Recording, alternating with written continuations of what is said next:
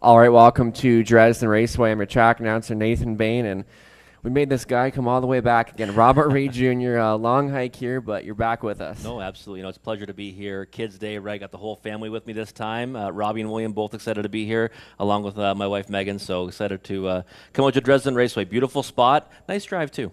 Hey, you know what? Last time you were here, we broke the $100,000 mark, which hasn't been done here in Dresden in probably many decades, and that was just an incredible day. And you know what? Some smaller fields today, but we're going to make the best of it, and should still be some good action. Absolutely. All right, let's get a look at the card. Starting in the opener, you know what? Psycho Witch, this one's just too tough to go against. I couldn't go against Psycho Itch in the opening dash on top. I did use another horse in the multi-leg, which we'll talk about that later, though. I think Boots is one that's sitting on a good effort, right? But For me, it's just the post. Yeah, the post is obviously going to be tricky for that one. But Psycho Witch, I watched that replay a few times, kind of just in hand of the wire. Easy victory last time.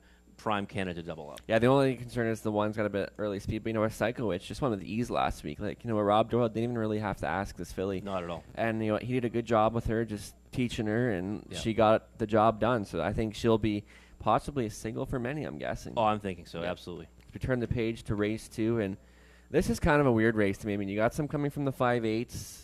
It's going to be interesting to see. I did try the 3, Classy Guy. Was a winner 4 back over Sarnia. For me, it's just the class drop, and Nick Stewart's had a good meet, but I know you went another direction. Yeah, I kind of struggled with this race overall because, you know, Classy Guy, I think, is the class of the race, dropping down, but not a lot of tactical speed. And we know that over the surface, you want to have early foot. So Duke Dale, Royal Leaf are the ones I'm kind of zeroing in on, but I think you have to still use Classy Guy. I just wasn't, too thrilled with the idea of taking a short price on him. It's not. It's the kind of race where you wouldn't want to take a short price in anything. Yeah, absolutely. It will kind of peg it as a wide open event. Even Leading Resolve could surprise us from the rail. Who knows? On to race 3, and this is probably the toughest race of the day, and probably one of the tougher ones to handicap all season. But you went to the 2. I did. I went to the 2, cold on the shoulder, first-time starter, sibling to a horse that I was a fan of a while ago, Profundo, half sibling to that one. And just, you know, looking at this race, I'd probably rather side with one of the firsters over the horses that have had many opportunities and not got the job done yet. However, I think it's a wide-open race. I'm not going to handicap it in the multis. Yeah. I'm just going to hit the all button because I think this is, like you said, the most difficult race to handicap on the entire card. And especially Garrett. I mean, 7 wins last week. Sometimes you just got to give the driver edge. Yeah. And that's exactly what you did there. On to race 4. I know we're on the same page. Hot Fudge Sunday. Well, just was so good last week. And when he makes the front, and when you look at that horse in the eye, he's just going to dig in even more. He does. Yeah, Hot Fudge Sunday, fantastic on the front. Alfie Carroll, tough to get past on the engine as well. And you look at this race top to bottom, and I know he's got that outermost post in the contest, but I think that in his current form, he's just better than them right now. And there's got to be one plan off the gate, and it's to go forward. It's to go to the front. We'll see if anyone kind of tests him a little bit, but he's just got such a get up and go out of the gate that it's kind of hard to knock him off out of there. Into the 5th race here, you kind of went in an interesting direction, General Lee. I did. You know what? This was kind of one of those ones where I look at it as like a value play, spot play situation. I like to go to horses that have that tactical speed, but also when they're getting big post relief. You look at his posts in his recent efforts, 7, trailing post, 6, 5. Now he gets post 3. He was good here last year. I mean, he had like 3 or 4 wins in a row here last season. And he can leave with the car. When he's on his game, he can leave with the car. If he does that in this spot, I think he might get the jump on one leg Slick and Sporty. I think Slick and Sporty is a clear one to beat. But we'll hope so. Yeah, exactly. But we got to find some value somewhere, right, Nathan? So for me on the card, I thought General Lee was the best value player, situational play for me. It's kind of a tough race to take a short price. I mean, you got the girls mixing with the boys, and there is some speed all around the wing, so it'll be interesting to see how that kind of plays out. But kind of a good way to end the pick 5. It is, absolutely. On to race 6. I know we're on the same page here. Century J Rock just wasn't performing to what he should have been recently, but he returns to a barn where he was really good last year. I mean, he had like 4 wins in a row at some point. He gets rail control, and you get Nick Stewart on board in the qualifier. You got to think a confidence booster. Big time, right? And you need to see that out of him kind of coming into this. Obviously, you know, the margin, not so much as the time for me. The track was a second off. 2:02 is pretty solid. Rail control, a horse that can leave when he's asked upon, and Nick Stewart's a good guy to get him off the gate. So getting back to, again, the barn he's had success with, I thought that he was kind of the best bet on the card. I think so. But what's the price going to be? It's going to be low. Yeah, pretty short. Because more I look at this, I mean, it's hard to go another direction. I mean, Stay Thirsty, if he's one I thought we'd see more of the last 2 efforts. Yeah, I've actually been on him in each of his last few. Hasn't been able to get the job done. Maybe better posts tonight. We see more from him, but he's going to have to really bring his best to beat Cedric J. Yeah, he's going to be heavily betting there. On to the 7th race, started that $1,000 pick 4, and that pick 4 doubled the guarantee last week. I mean, it's come a long way in just the first season of this. Putting the guarantee on it, right? That was the key, right? You put the guarantee on the pool, and the bettors will play it. And listen, I think both multi-leg wagers here at Dresden have performed really well this season. It's a good guarantee. It's not too extreme, which is unreasonable to hit. It's good, $1,000, nice and simple, and the players have come to support it. It's attractive, exactly. Yeah. All right, race 7. I went to the 5 here. Dusty Lane Morgan. 2 back, just wasn't himself, but won with ease last week. Last quarter, 28-1. Yeah, tougher competition tonight, but like you said, did it with ease. 15 cents to the dollar. I think he comes right back with a big effort. Phone in to me is interesting because he gets that better post now, and I thought those efforts 2 back and 4 back were very nice. The only thing with me, Nick had the choice between the 1 and 6, and he did opt to the 6 Pappy. Which I mean, maybe for horse, but for post. Yeah. I mean, you don't usually see that. Yeah, which was kind of interesting, but Nick obviously feels his chances are a lot better, and Elfie Carroll hopping on a phone in here. Yeah, I think the 5 probably going to be a single for a couple people in the pick 4, but you know what, bumps up in class, but just won with ease last time. I mean, this duo, Cameron McQueen, Garrett Rooney, look at them last week. Yeah, you don't want to bet against them. You have to have on the ticket, and I agree with you. I think there's going to actually be several horses that might get singled by different players in this late pick 4. All right, race 8, Del Diggity. Yeah, you can't go against her. Now, I thought she was a little bit disappointing last time at Grand River, to be perfectly honest, but that's a tougher group. Yeah, it was. And you know what? It just wasn't her type of trip. No, it was not. And I think Andy's going to have her on the engine here. And you know what? She needs to race on the front. Yeah, and she's look at 11 for 21, right? I mean, I've seen her string together victories like there's no tomorrow, and doing well for Cliff McGuire, won the first 2 starts in Sarnia. I think this group is more like that field than it was last time, and I think she's going to be singled on pretty much. And I mean, 90% of the tickets. Look at this. The one that was second year Soundbite Hanover went and won the 95 last night in Sarnia and 54 flat. Good form reference. So it's just a tougher group last time. I mean, nothing wrong with pacing 54 and 4. And Grand River, they've been, better than anyone. It's been flying this year. Yeah, absolutely. Yeah. And the thing is that Del Diggity just has a horse too. Yeah. So hard to go against. She's tough as nails. And you said it last time. The trip wasn't really to her liking. I think that even if he has to keep driving for a long way, he's going to the front this time. And I think the toughest one next is Something Royal, but I just think that Del Diggity's on she gets the edge. Yeah, can't go against her. Race 9, I think it kind of came down between Dirty's Piglet and Silver Clay Special, but Dirty's Piglet there was no beating her when she made the front last time, and obviously this is Alex, but Scott knows this mare really well, gets rail control, and it's her race to win or lose. Pole position. She's raced fantastic in each of her last 3, and last time goes to the front, doesn't let anyone get close to her, and now you've got the rail controlled boot. To me, you can't go against her.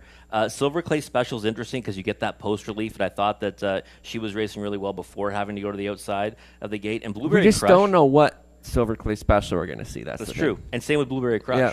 This horse turned into electric performance in Sarnia, has not been able to replicate that since. So I think you've got to give a big edge to Dirtiest Piglet, but those 2 are kind of intriguing. Yeah, I mean, Silver Clay Special and Blueberry Crush, we know they're both fillies that are better than what their lines are showing right now, so maybe they can round back into form today, but Dirtiest Piglet, I think, gets the edge. All right, on to the 10th and final, Journalistic, going for 6 in a row, and obviously with the scratch of the 2, moves in a post, so not as bad, but I mean, he's won from post 7 here before. Yeah, it helps. It does actually help out, I think, quite a bit for him because he's got 2 wins in a row from post 5. He's going to be at that starting spot again. Killer combination, Cam McQueen, Garrett Rooney, and has just been winning in bunches, this horse. Right now, the only thing is that I don't think he gets a free lead this time around because Jason Tigers is a horse that really flourishes on the front end or getting forwardly placed. And he's really stepped up his game as of late. I remember in London, he was kind of in the 8 claimer. Now he's made the jump up to the 9,500 level, and he's taken it really well. And I mean, Elfie Carroll is tough to beat on the front, but I had to go with Journalistic. Just his form, he deserved the edge. Yeah, I couldn't go against him on top, but I am going to use Jason Tigers in the multis. And you said it. I mean, the connections obviously like the enough to claim him back. So Yeah. that says a lot about him. And he's raised his game recently. And to me, if Journalist is going to get beat, this is the spot. But again, a horse that's as And I think with the scratch of the 2, like you said, it opened things up a bit. Beyond that, it was kind of tough. Who else to include? I mean, Belichick has been racing a little better, but has just been a bit camera shy. Yeah, to me, it's 1-6, maybe just a 6. Yeah, I agree. So great card today. I mean, your value play generally. Any other good plays? Generally, was my value play. I guess most probable winners, Del Diggity, right? Pick 5 single, Hot Fudge Sunday.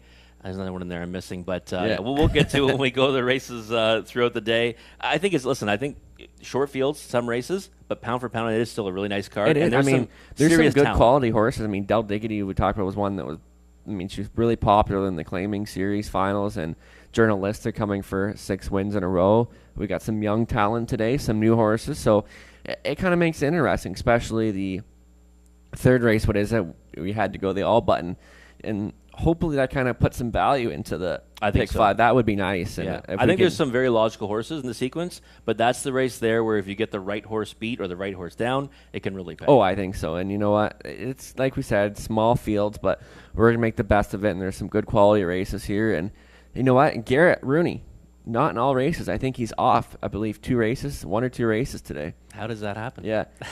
It's crazy. I think Garrett's just such a popular driver that people have to move on and put other drivers on. But you know what? Garrett just keeps doing good things, and I don't think he's stopping anytime soon. No, winning at an incredible clip here at Dresden. 100%. I mean, beyond last week, too, right? I mean, he wins at an incredible clip, so looking forward to see what he does today. Yeah, and you know what? It's Kids Day, so lots happening all afternoon long. And don't forget to get in the Inside Harness contest. Visit InsideHarness.com for a chance to win a $300 HPI betting voucher. And those stateside, you can win $200 in cash. So a great opportunity for Canadians and Americans to get involved. And I don't know another small chat that's offering this much of a contest right now. Yeah. So I'm be sure to, you have until 1 o'clock to get involved in that. So InsideHarness.com. And we'll be back with you shortly for the changes. And we'll be back after every post braid to go over the races.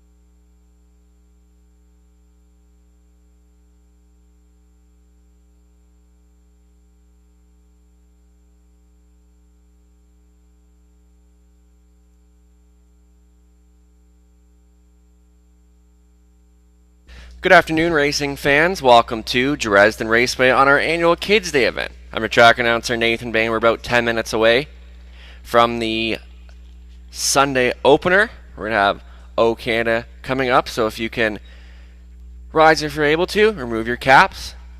We'll have O Canada coming up in just a moment.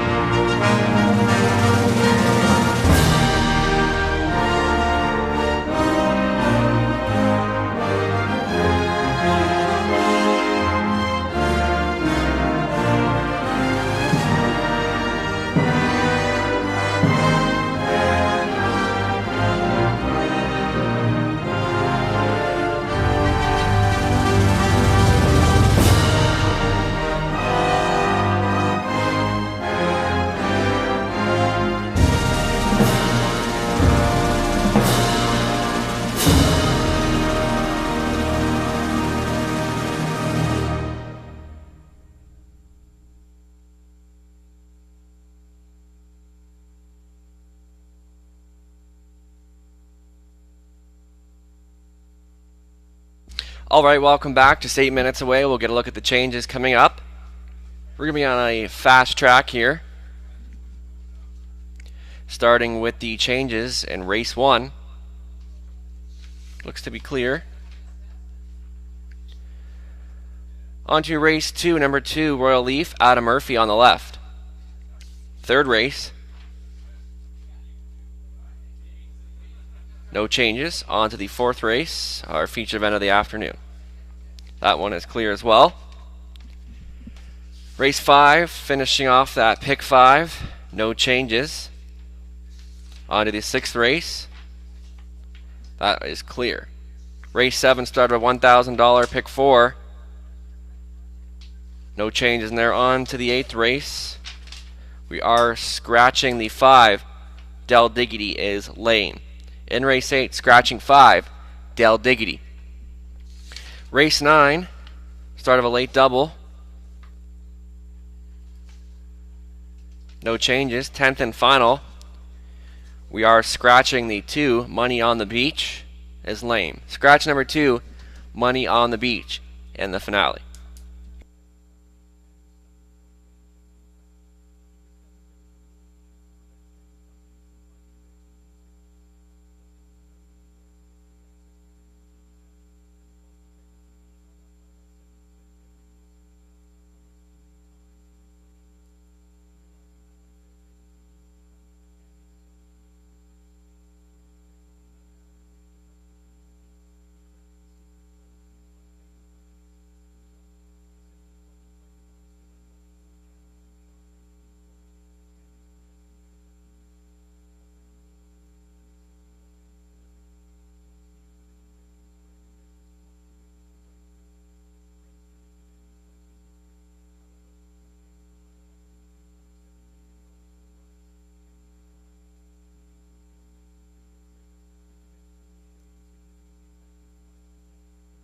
All right, just about 5 minutes to the opener here. Start of a pick 5, guaranteed at $1,000.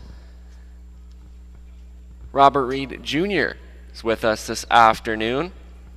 He's getting set to go over his ticket here for the Pick 5, guaranteed at $1,000.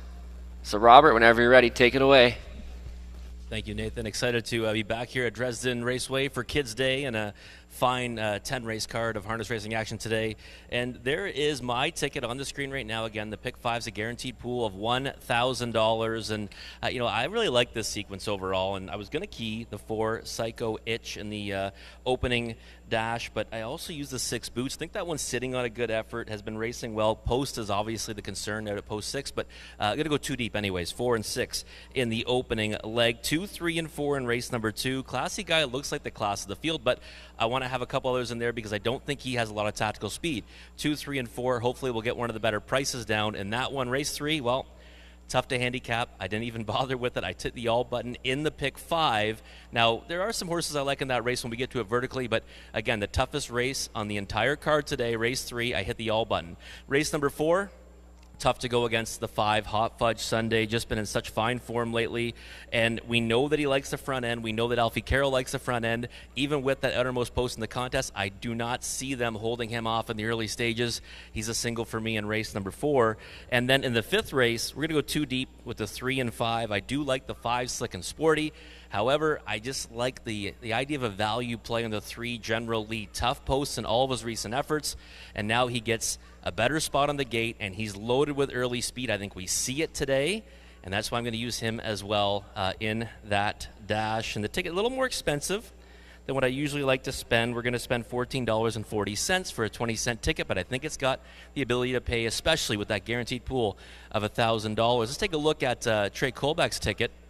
And he's going to do some spreads today. He's looking for a big payout. He's also using another horse in the opening dash. He doesn't go alone with Psycho Itch. He's got Halcyon Hanover with the rail, and that horse makes sense because rail control and tons of speed. He's going 1, 2, and 3 in the second race, so he kind of agrees that one is kind of a little bit wide open in there. We're both using 3 of the 5. 1, 2, 4, and 5 in the preferred trot. Now, I see what he's doing here. I mean, you beat Hot Fudge. That's the race 3, which is the maiden race. He's with us on that one, Nathan. He thinks that one's wide open as well. 1, 2, 4, and 5 in there, leaving off just the 3 and 6. I mean, I didn't want to be that gutsy and only using 4 of the 6. I wanted to take the all button just in case one of those 2 wins. Race 4, he's not going alone with Hot Fudge Sunday. He's got Take a Peek at Me. Now, my problem with that one is 2 breaks in his last 3. I just couldn't get there on him. I think Hot Fudge Sunday is a single. But if you get Hot Fudge Sunday beat, obviously the sequence is definitely going to pay. And then in race number 5, the 2 and 5, so he's got Slick and Sporty, but he's added in Best Actress to his ticket. And that's the way Trey Colbeck sees this early pick 5. Again, he's looking for a big payout. He's spending a bit more, $19.20 for a 20-cent ticket. But if he gets it down and you beat the right horses, it can certainly pay. And we've seen that through much of the season here at Dresden Raceway. Just a couple minutes for the horse moving out onto the track for the opening dash. Nathan and I will come back after the post parade, take a closer look at the opener.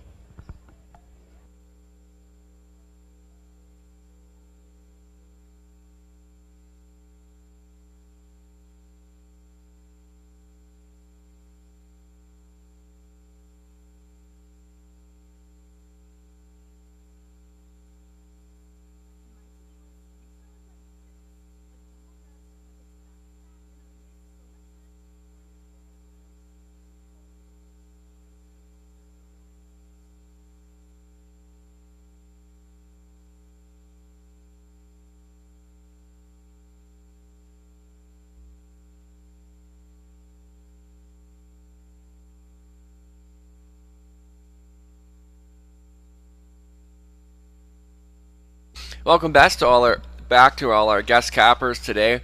Myself, Robert Reed Jr., Trey Colbeck, Sherry, Larry Bockwell, all in agreement here to number 1, Psycho Itch. Looking to double up here in Dresden for Conditioner Kathy Goodjoe. Rob Doyle teaming back up here and continues to be heavily favorited at the mutuals right now. So all of us in agreement here with the 4, Psycho Itch.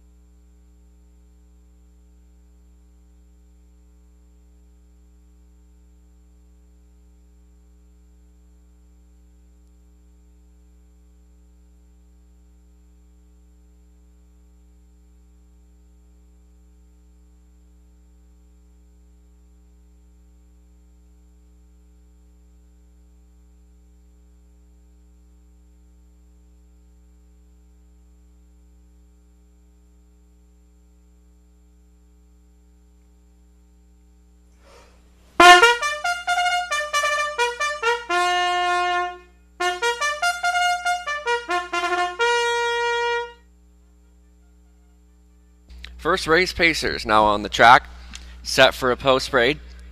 Number 1, Halcyon Hanover, Nick Stewart in the sulky for Kevin Kerr. Conditioner is Kathleen Cochran. Number 2, a first-time starter, Chancey Bet. Daughter of All Bets Off, is owned, trained, and driven by Greg Drew.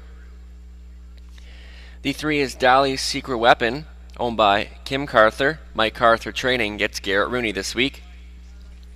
Psycho Witch, the 4, looking to double up. Rob Doyle back at the lines for Jim Napper, while Steve Gerard, the trainer, is Kathy Goodrow.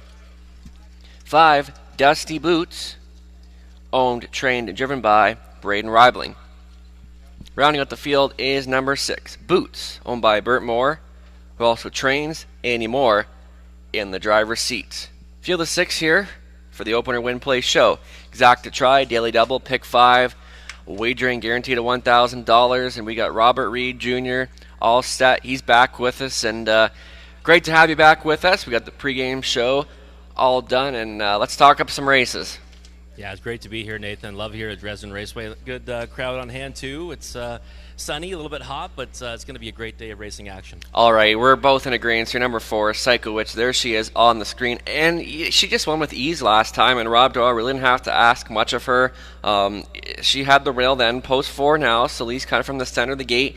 I just think that she is very tough to go against. I think she is, too. I mean, I couldn't go against her on top. I did use another one just in case a speed battle might ensue between Halcyon Hanover and Psycho Itch. The thing is, they flip posts, right? Those 2 horses. They were 1-2 last time, Psycho Itch and Halcyon Hanover.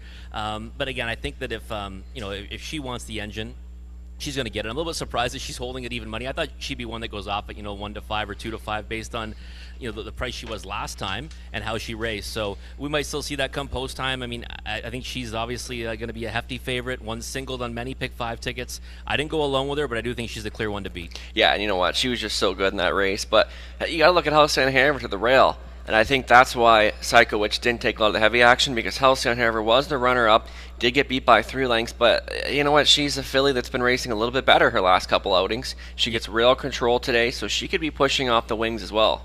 Yeah, I think she will be, and that's why I kind of wanted to use Boots on my pick 5 tickets, at least some of them, because I think that Boots is one that is sitting on a big effort, right? I mean, this horse has come along nicely for the Moors, 3/3 so far in his career, and kind of late on the scene in much of those. Now he's probably going to be late on the scene in this one as well, because he's got the uttermost post in the contest. But if there's ever some early fractions, then maybe then Boots can get into the win picture at the end there. That's why I went to that one second and used him on my tickets for the multis. Yeah, and Boots, I mean, the post is tough, but he's been racing good. 3 career outings so far, and all of them top 3 finishes. So he's just going to keep getting better every single week. Like we said, the post, not ideal, but Boots can maybe be one to pick up some pieces late if there's some kind of early of a speed duel. Yeah, I think so too. I mean, that's the horse that, I mean, if there's one that's going to win from, maybe second over or just off the pace, that's the horse. And I think, Boots' value right now at odds of 6-1.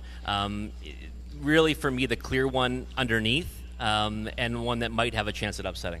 Yeah, and beyond that, it kind of got tough. I mean, Dally's Secret Weapon picking up Garrett Rooney. That one's taking 3-1 action, and that's more action than I thought would have happened. Yeah, I think so too. I mean, to be honest, I kind of thought that this was kind of 3 horses, and then beyond that, it's pretty tricky, right? You got a first-time starter, Dally's Secret Weapon. That one's got a couple starts under his belt. And I guess the one thing you can say is that it was kind of thrown to the wolves right away, right? Facing the Mark Austin Memorial starters on June 9th.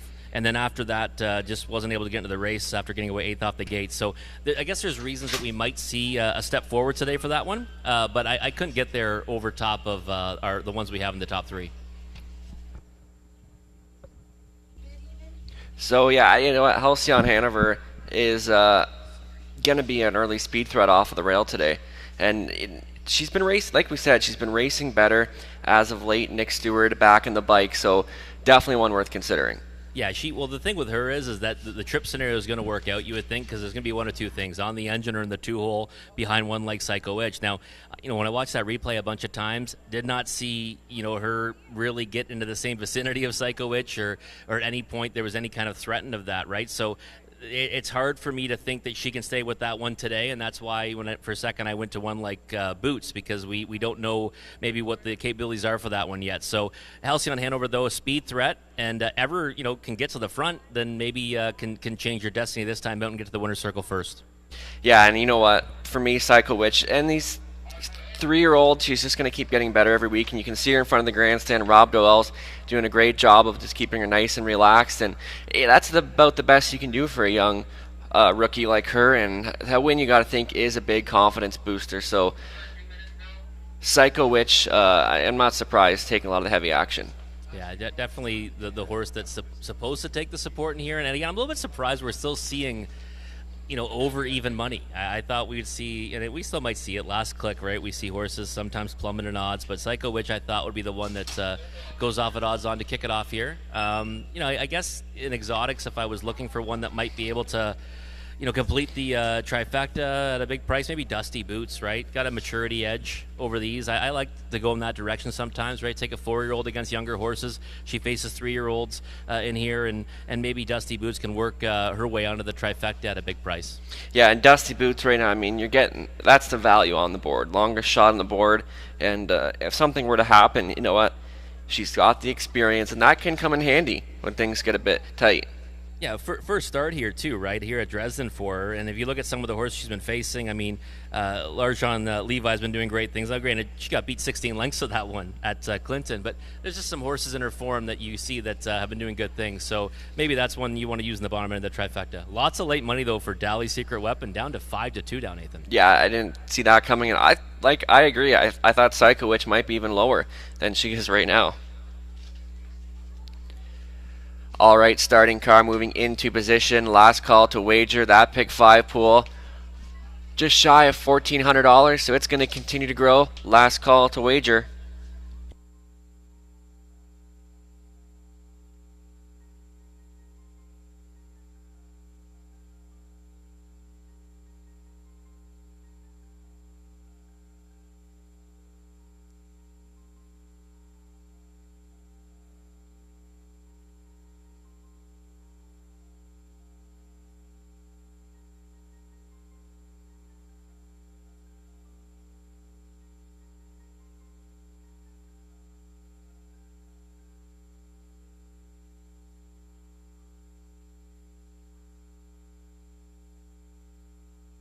Alright, gates moving for the Sunday opener. This race sponsored by the Track Kitchen.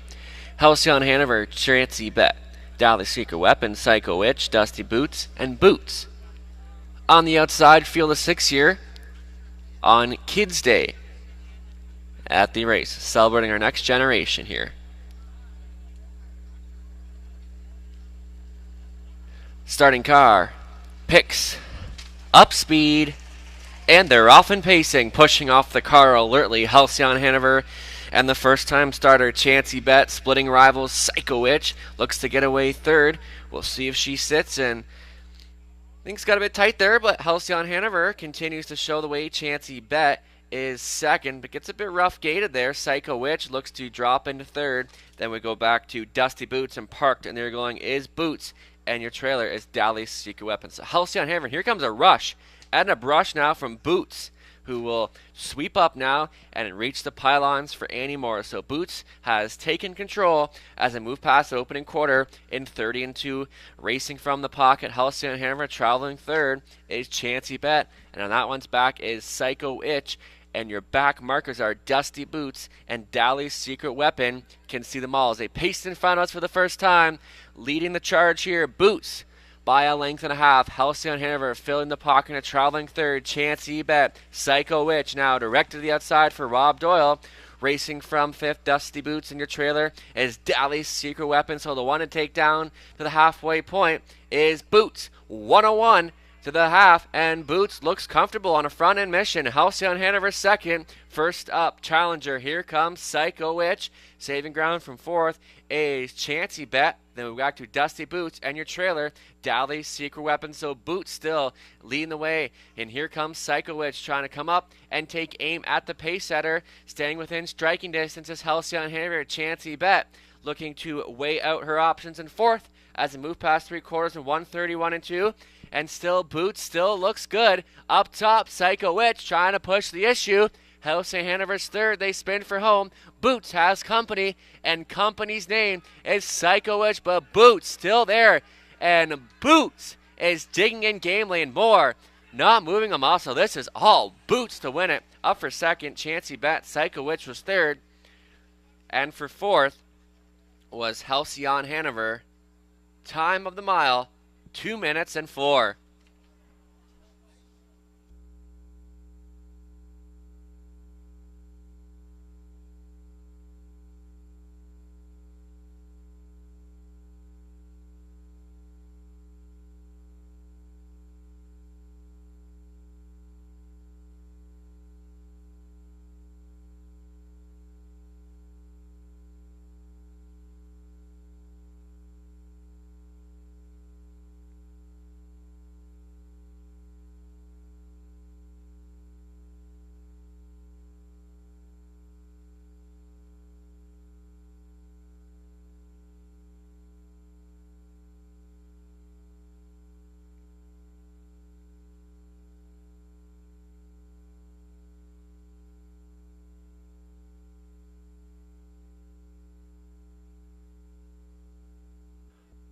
Unofficial 6, 2, 4, 1.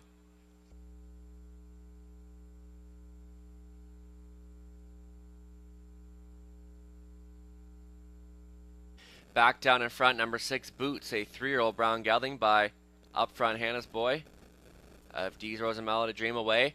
Owned and trained by Bert Moore of Sarnia. Annie Moore, the winning driver. Boots, for his first lifetime victory. An impressive mile of 2 minutes and 4. Congratulations.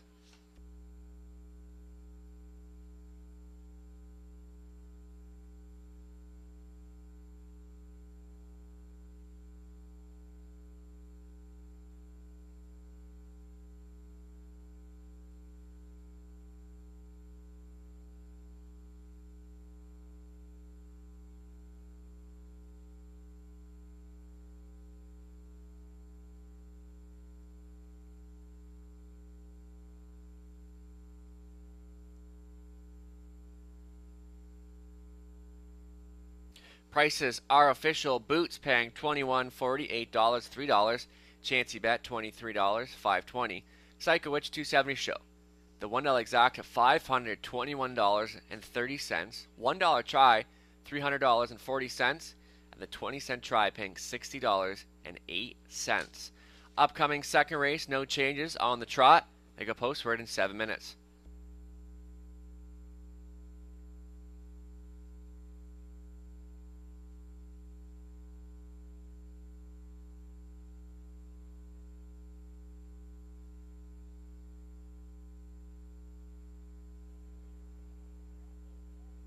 Can I have Ryan Tebow? Ryan Tebow to the 50-50 table.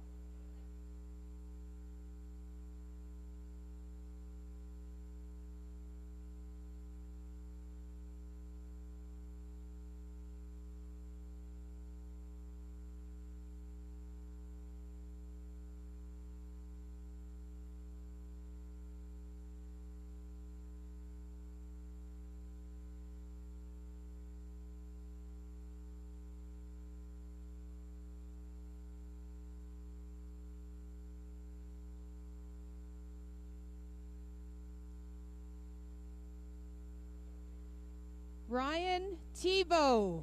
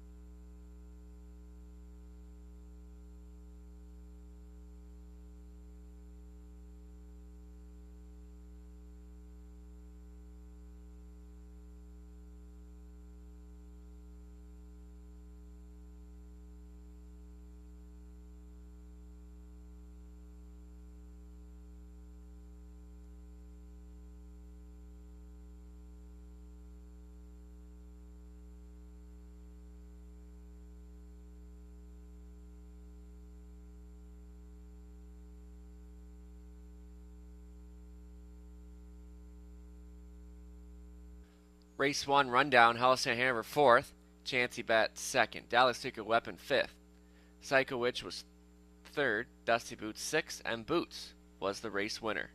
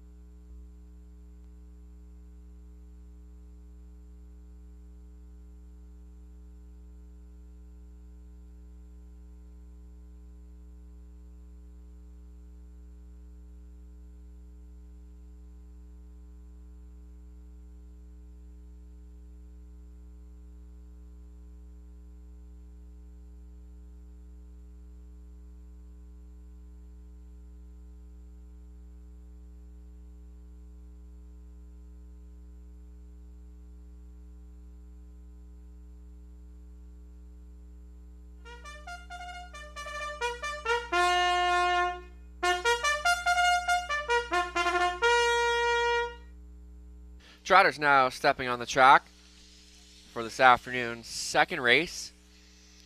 They go 1 mile for a purse of $4,200. Number 1, Leading Resolve. Alfie Carroll owns and shares ownership with Angie Carroll. Alfie driving, Angie does the training. Number 2 is Royal Leaf. It'll be Donnie Rankin Jr. back on board for owner-trainer Brian McGuire. There's the 2 Royal Leaf. Number 3, Classy Guy. It'll be Nick Stewart at the lines for Kerry Howard. Jeff Graham trains. And the 4, Duke Deo, gets Tony Hamlin on board for owner-trainer Michael Hamlin. And rounding out the field, the 5 is Junior. Dennis Duford owning and driving. His daughter, Ashley Duford, does the training. Field of 5 for the JMHI Insurance Trot. We're going to catch up here with Robert Reed Jr. again. And, boy, those were some wild payouts there in the first race. Yeah, it was pretty crazy.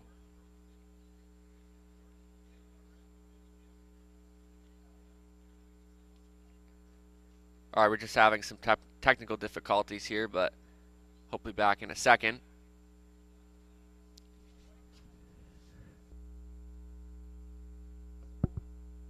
Testing.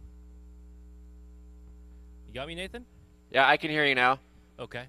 So the first race, I mean, Boots was one we thought had a big chance. I'm not hearing myself out here, by the way, so I don't know if the sound's going to the grandstand. But Boots was one we thought had a big chance, 10-1 winner, different tactics this time, and the exotics all paid absolutely incredible. So, wild payouts in the first, and good start to my pick 5 anyways. Yeah, I didn't think we'd see him going that kind of mile, but not surprised. But the payouts, was more wild to me. Yeah, absolutely. The payouts were monstrous. Yeah, they most definitely were. As we turn to race 2, I believe you went to the 4, right? Duke Deo? Yeah, I went with Duke Deo here. This is a race that, pretty competitive looking dash, and I went 3 deep in the pick 5. I don't have the second choice right now, but Duke Deo is just one that, yes, he's got a couple breaks in his last 3, but he's a speedster, right? And that's the way that I want to side with horses all day here. We saw speed win the opening dash, and I want to be on the front runners throughout the card. So Duke Deo is one that I definitely think can do that, and that's why I'm in his corner right now at 4-1. I mean, 4-1 is not bad. It'll be if he can get around the track without breaking, he's going to be tough. But look at the 2 here, Royal Leaf right now. He looks really good on the track, looks nice and relaxed, but also kind of getting into gear here. And 9-2 value, that seems pretty good. Yeah, I like the score down, right? You always like to see that before a race. And Royal Leaf, I thought, raced pretty good last time. First over to Rapanahui, who was one I was really fond of. It won as a favorite. I thought raced really well to be second in that dash, and now you get that better post to work from, and the score down probably tells us he's going to go forward off the gate. So I think one that's got a big chance in here. Yeah, and we're not surprised right now. A Classy Guy taking all the action. My top choice, but there was a few concerns you had, I believe. Yeah, Classy Guy is the one I figured would take the support. I mean, he's getting a huge drop down in class, right? This is one that you might live up to his name, Classy Guy, and win as the class of the race. The problem is I don't see a ton of early speed from him. Now, maybe Nick Stewart can create that today. He's got a better post to work from after having the 8-hole and 6-hole in his last 2. He had the 7-hole before that. I just thought he might be a play against because of that lack of tactical speed, but 5-horse field, he won't be too far of it anyways. Yeah, I think he brings the most class in the race. I mean, look at last year, $58,000 made in 2023. Kind of shrugged the last couple starts, but just tough posts. He had the 6-hole here, 2 starts back at the preferred 3 level. Did make a break there, so I think the goal today will be kind of get around the track with no issues. And last time the 8-hole at Sarnia. And at Sarnia, that's way on the outside, that post position there. So definitely not an easy post to work from. So he gets post relief, and he just takes a big dip in class here. I think that's why the public is very fond of him. Yeah, I think so. I mean, he was the one I figured would take the bulk of the support, and it's playing out that way because you look, just a couple of things, right? His recent times, which is obviously something that people like to get behind, and the fact that he has won twice in his last 6 overall. So he's a horse that's obviously a big-time player in here. I just like to go against the favorites sometimes, and you ever beat a couple favorites to start off this pick 5 so you guys can pay anything. Yeah, and who knows? We could see some value like we did in the opener with Boots, and could make for an interesting pick 5. Yeah, definitely can. Leading Resolve's taking the money here as the second choice, and probably one I should have gave a little more respect to, because he gets that post relief to the pole position. He's also kind of facing softer company, has been going tough trips recently, likely won't have to go that tough a trip this time out. So I think Leading Resolve is one that has a big chance in here now the more that I look at it. But hey, he's not on my pick 5 ticket. And I mean, we talked about Alfie Carroll, and he's a tough driver to beat on the lead.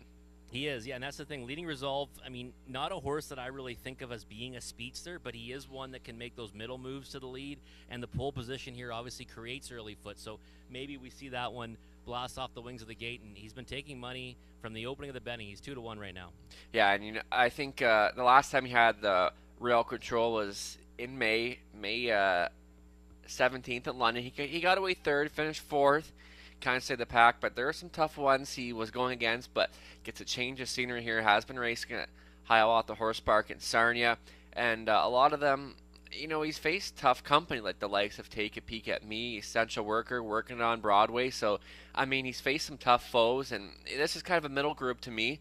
And maybe if he can kind of get a good position out of the gate, Alfie can maybe get him away second or third, and maybe he can even make the top. Yeah, that's the thing. You talk about the competition he's been facing. I look at it more and more. I mean, he's facing some horses that are borderline preferred types, right? So in that regard, in with a big chance. And now he's down to just 9-5 on the board, second choice, and I understand why he's taking that support. And you know what? The value right now is not bad on Royal Leaf, especially last time was second against similar company, and the winner of that race is Rapanahui. We know Rapanahui is not an easy horse to race against when he's on his game. Yeah, Royal Leaf, I like the score down too, right? Love to see that before a race, and I think that means we're going to see him get forwardly placed. He's been in good order lately for Brian McGuire, and certainly not at a place against this group at all. So, yeah, you can convince me he's the value right now, Nathan, at 4-1. Any last-minute thoughts before we go to gate here? Well, just trying to stick alive in this pick 5 wager. I mean, obviously Royal Leaf or Duke Dale are better results, but I would also take Classy Guy. But, again, the more I look at Leading Resolve, I think he's going to play a big part of this. All right, Robert Reed Jr. with us all afternoon long. Starting car in position. Last call to wager.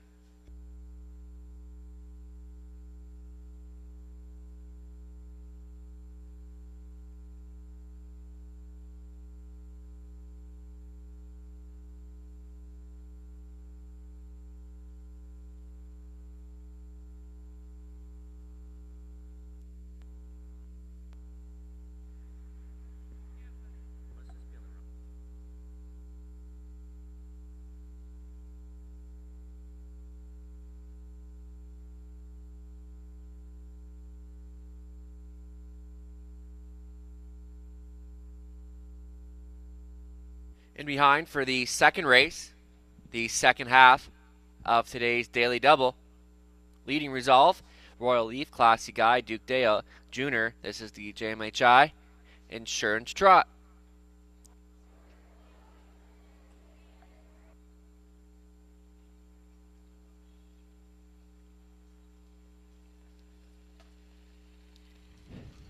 And they're off and trotting. Leading Resolve to the inside, splitting horses is Classy Guy. And Duke Daly march to the first turn. Leading Resolve wants nothing but the choo-choo here. Pocketing up in second, Royal Leaf. Sliding in a third is Classy Guy. Then Duke Deo and Junior trails the field. So into the backstretch they go. And Leading Resolve leads them by 2 lengths. Second best, Royal Leaf parked in the early going is Duke Deo. Racing from fourth, Classy Guy. And your trailer is Junior. So Leading Resolve continues to dictate the tempo up top as they move past opening quarter in 30 seconds flat. Racing from second, Royal Leaf, Duke Deo out for the long way in third. Then your back markers are Classy Guy and Junior as they trot in front of us for the first time. Still the one to take down Leading Resolve and Alfie Carroll here. Royal Leaf is second. Here comes Classy Guy, tip to the outside for Nick Stewart. Duke Deo is fourth. And then your trailer continues to be Junior, so Leading Resolve. So they're now rushing up on the wheel of the leader. Here comes Classy Guy. Racing from third, Royal Leaf in a second with toe up. Into fourth, Duke Deo Jr. can see them all. 101 and 4 to the halfway point. And Leading Resolve still there. Pushing the issue. Here comes Classy Guy. Now continues Trying to match strides here. And watching all the action from third is Royal Leaf. Duke Deo's out in fourth. Then Junior continues to trail, so Leading Resolve still has the ball in his court to this point. Classy Guy continues to inch away at the leader as they move past three quarters. In 132 flat, Leading Resolve has company. Company's name is Classy Guy.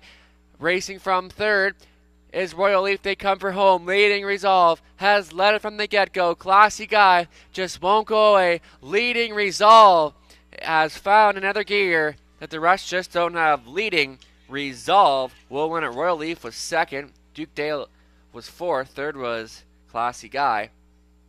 Time of the mile was 2:01.4.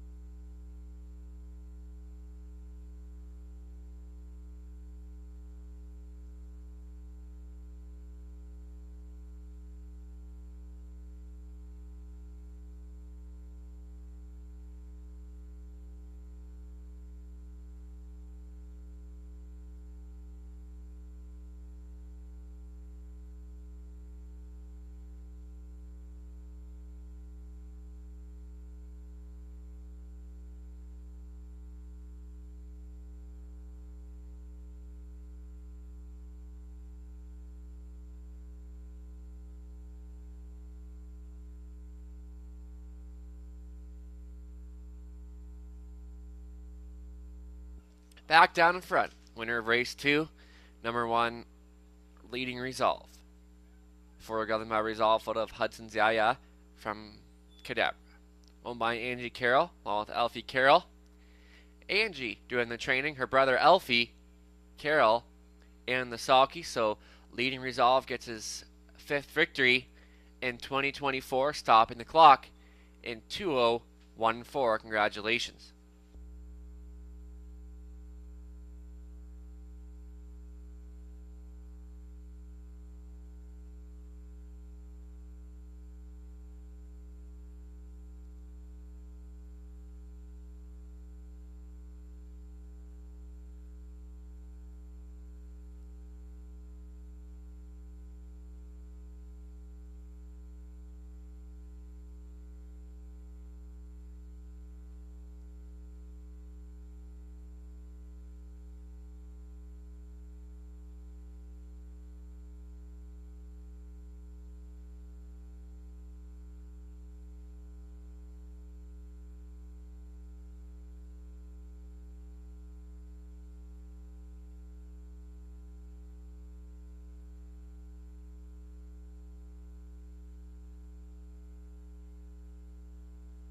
Leading Resolve, 630.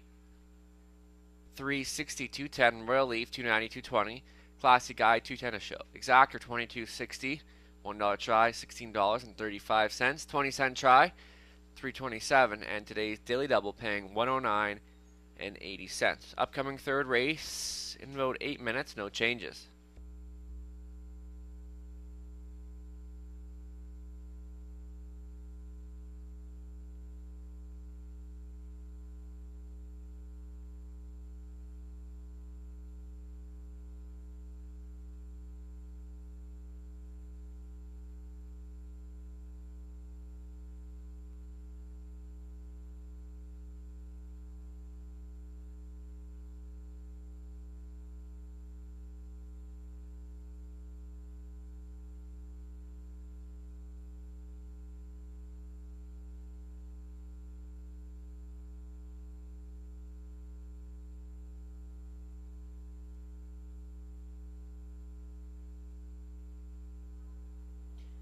Can I have Terry Nelson To the 50-50 table, Terry Nelson.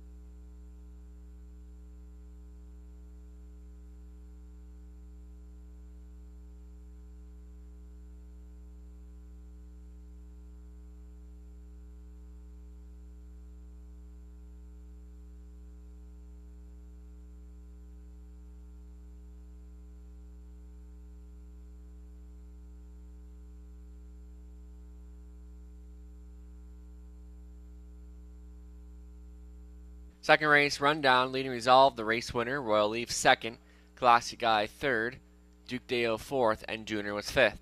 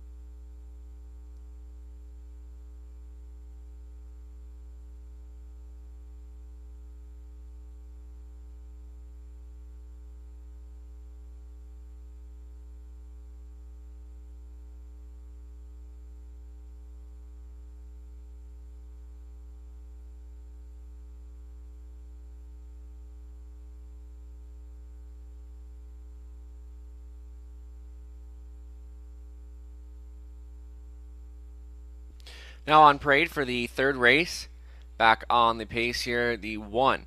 First-time starter, the Sandlot Beast.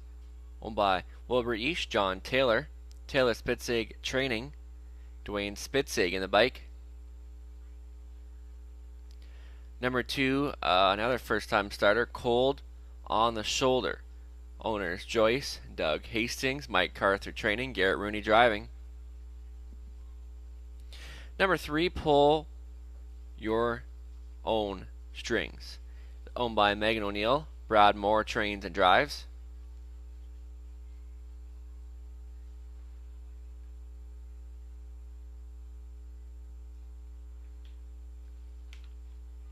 The 5 is T Toddler Dot. Scott Ray on for owner trainer Janice McEachern. And the 5 is, and there's the 6, Undercover Hill, Donnie Rankin Jr. Trains and drives for Joan Rankin. Field the 6 here for the 3rd Win Play Show. Exactitry wagering is available. All right, we're going to try this again here with Robert Reed Jr. and hopefully we get some more audio. So Robert, leading Resolve, good to go on the engine. Yeah, you know what, Nathan? That was a pretty tough one for me to take there because we talked about it in the pregame. Alfie Carroll, so tough to beat on the front end. Well, leading Resolve went right to the front. There was no beating him at that point. I knew I was dead in the water in my pick 5 as soon as he made the engine, but nice victory for leading Resolve in there. Good race for place, but yeah, we're now dead on a nice pick 5 ticket. If you're still alive, it's going to pay handsomely. And perfect. We can hear you now, so we're off to a better start here. And here's your top choice, Cold on the Shoulder, a first-time starter. And this is a tough race to handicap. Very difficult race to handicap. You know, this is one that kind of gave me fits when I was looking at it. I probably went back to it, changed my picks a bunch of times. Love to see this though, seeing a score down right for the first-time starter that I'm fond of here. Cold on the Shoulder, half sibling to Profundo, and a horse that was a horse that I really liked when he was racing. And I just think that sometimes in these spots you want to go to one that hasn't had the opportunity to prove they can win yet, and that's what we're doing with Cold on the Shoulder here from Post 2. Yeah, and it's tough first-time starter to kind of see, but Garrett Rooney, I mean, just such a good week last week, 7 winners, and I just think that if he kind of makes the front, it will be a bit tougher, and I went to the 4 here, Pull Your Own Strings, and just being told it was supposed to read Andy Moore in the program, and just came to me now, so that definitely kind of changes things up in a big way. Yeah, it's interesting, for me in this race because, first of all, we're seeing a lot of action right now for Cold on the Shoulder, getting bet down to 2-1. Got beat by She's My Bunny, the 3 in the qualifier, and that one's 12-1. But yeah, Pull Your Own Strings is one that I kind of looked at and toyed around with.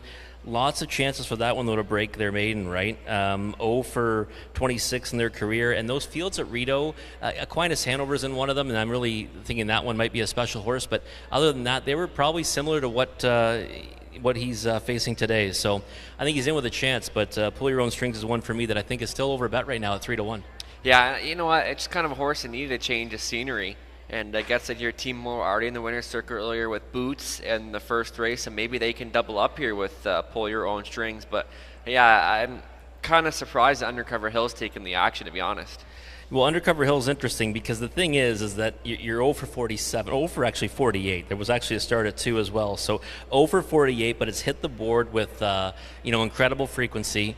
Outermost post to work from, a horse that really doesn't get off the gate all that well. So I'm thinking that we're going to likely see him race from off the pace and might do what he usually does, which is kind of just hit the ticket second or third. I have a hard time putting him on top, and the public doesn't have an issue with that though at 6-5. Yeah, and for me, it's kind of post 6 again. I had post 6 last week, just created way too much work for him, and was the heavy choice 2 back, where he finished 5th in there, and one that is definitely camera shy, so it's kind of hard to take a short price. But I think speed-wise that he can go with this group. Yeah, I think the one thing is Undercover Hill, the horses that he's been racing against and finishing second and third to, I think we'd be more than happy to take any one of those against this group. So when you factor that into it, I understand why the support's coming, but I still think it's going to be an uphill battle, right, for Undercover Hill, and he might end up, just missing on the end of it again this time out. And first-time starter on the rail, the Sandlot Beast, and kind of had a couple of difficult qualifiers, but had a month off and came back to finish a strong third over starting 201 and 1. Gets rail control here, so this one comes to the half. We'll see how this kind of pans out. Right now, 7-1 value. Yeah, show decent speed, right, in the qualifier in Sarnia. Now, that is obviously a faster surface, so you don't want to read too much into that. But, rail control, you've got a 3-year-old colt and against a couple of fillies anyways, too, right to his right. Maybe this one can kind of get away well off the gate and then, make something of it. I mean, the price is probably, fair right now at 7-1. I didn't use that one in my top 3, but one that you have to take notice of, just like I said, you've got horses in here that have had so many chances to break their maiden, haven't done so. Sometimes it makes sense just to go with the first-time starters. Yeah, to me, it could be one of those races where we're going to see one of the first-time starters come through, or we're going to have one that's been sitting on a win for a long time. But the board's kind of interesting right now. I mean, Undercover Hill is still taking a lot of the action here at 9-5. And then your top choice, Cold on the Shoulder, currently 2-1. Yeah, Undercover Hill took the action right from the get-go. I mean, favorite right out of the gate in this one. Has held favoritism, Cold in the Shoulder. I mean, you like to see a first-time starter taking action because that usually means good things. Pull Your Own Strings, now taking the support down to 5-2. Toddler Dot, I mean, this horse isn't without a chance either, right? I mean, we're kind of saying everyone in here has got a chance because they do. I mean, you're probably better off looking for value in this race. In a race where you think anyone can win, you don't want to be on the favorites. Yeah, and thought it would change right now. I mean, second choice, Cold on the Shoulder, and the 4 also taking some action. So kind of all over the place. Current favorite still Undercover Hill, 3-2. Last call to wager.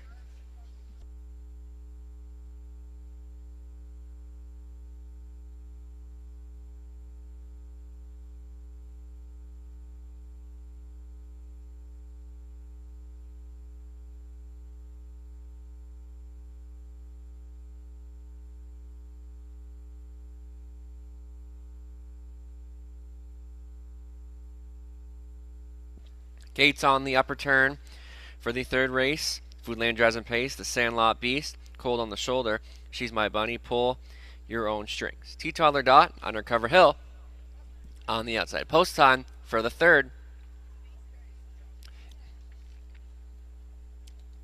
Gapped off the 3, She's My Bunny. And they're off and pacing. Pull Your Own Strings, blasting on out of there to the inside. The Sandlot Beast. The Sandlot Beast. And Pull Your Own Strings, driving up now. And will take early control for Andy Moore. Pocketing up in second, Toddler Dot. Sandlot Beast. Then away in fourth, Undercover. Off stride goes the 2. Cold on the Shoulder. And then She's My Bunny. Can see them all. So Pull Your Own Strings leads the way by 3 lengths. Second best is Toddler Dot and the Sandlot Beast and Undercover Hill. They're all spread out here, so strung out. And the third race, as Pull Your Own Strings takes some pass at opening quarter in 30-3. Second best, Toddler Dot, the Sandlot Beast, and a traveling fourth is Undercover Hill. Cold on the Shoulder is fifth. And your trailer to this point is She's My Bunny. So Pull Your Own Strings leads the way by about 7 lengths for Andy Moore. Toddler Dot is second. The Sandlot Beast is third. Undercover Hill looks to get a peek to the outside in fourth. Cold on the Shoulder and She's My Bunny trails halfway home in a minute. And 2/5 still the one to take down. Pull Your Own Strings is large and in charge. Toddler Dot trying to reel in that leader. Undercover Hill is first up. The Sandlot Beast looks at it from fourth. And your back markers are She's My Bunny and Cold on the Shoulder. So into the backstretch they go for the final time. Pull Your Own Strings still there. Toddler Dot, Undercover Hill starting to make up a little ground now. And the Sandlot Beast is fourth as they approach the 3/4 marker station. And Pull Your Own Strings off stride goes to 4. Pull Your Own Strings on the run. And this race has changed in a big way as they move past 3/4 and 131 flat. And now Toddler Dot and Scotty Ray are your new leader. Undercover Hill is second. They come for home. It's still Toddler Dot who is showing the way, trying to find more. Some late pace from the Sandlot Beast, but Toddler Dot will win it. Undercover Hill second. Third, the Sandlot Beast. Pull Your Own Strings was fourth. 203-2.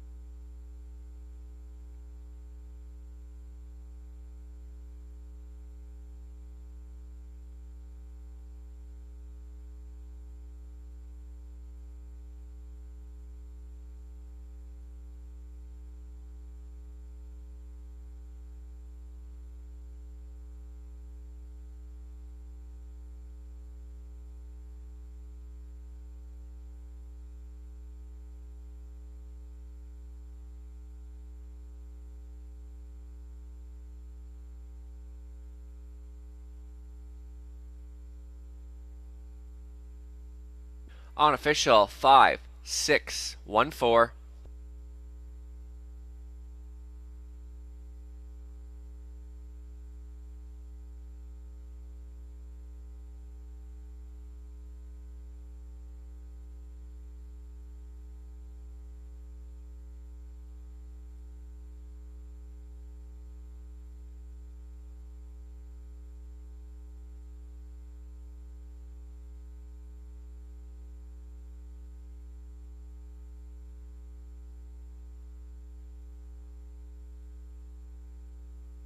Back down in front, T. Toddler Dot, a 3-year-old brown colt by Artspeak.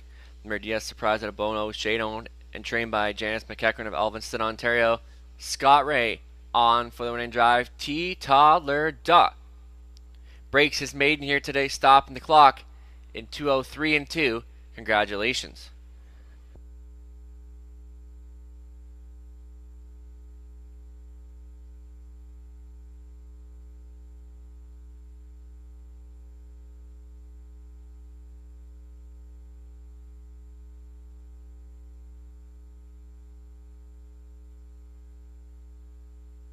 T. Toddler Dot, 1280, 570, 370. Undercover Hill, 450, 330. The Sandlot Beast, 510 to show. Exactor, 2860. $1 try, $98.10. The 20-cent try, paying $19.62. Upcoming fourth race is going to be on the trot. No changes, and they go postward in 7 minutes.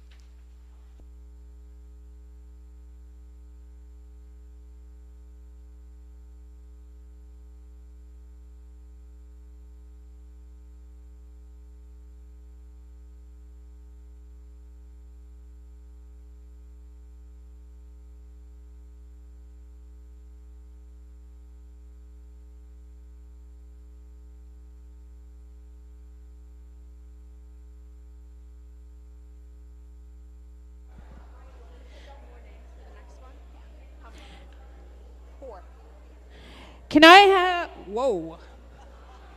That's loud. Okay. Everybody's awake now.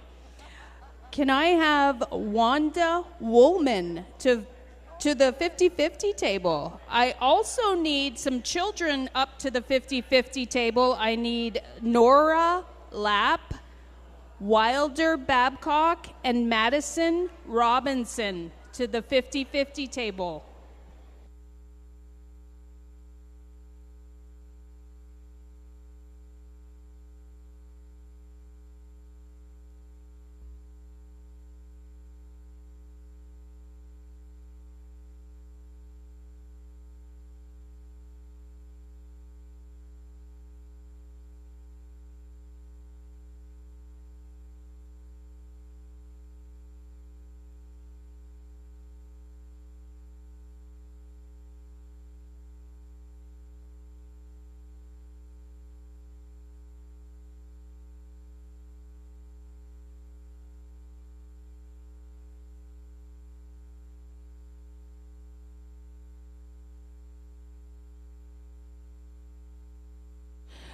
Once again, can I have Wilder Babcock, Nora Lapp, Madison Robinson, and Wanda Woolman come to the table by the glitter tattoos?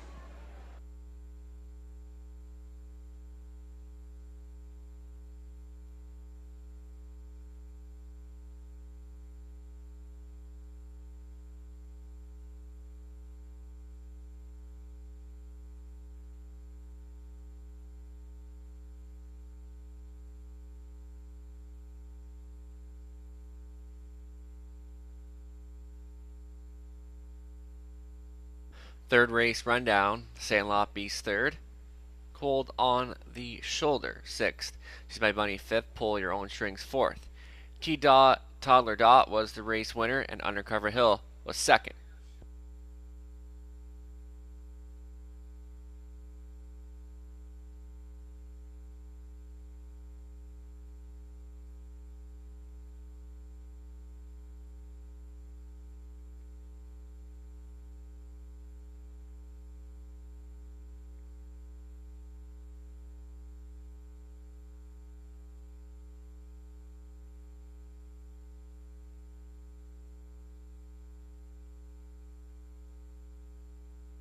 Nora Lapp. Please come to the 50-50 table. Nora Lapp.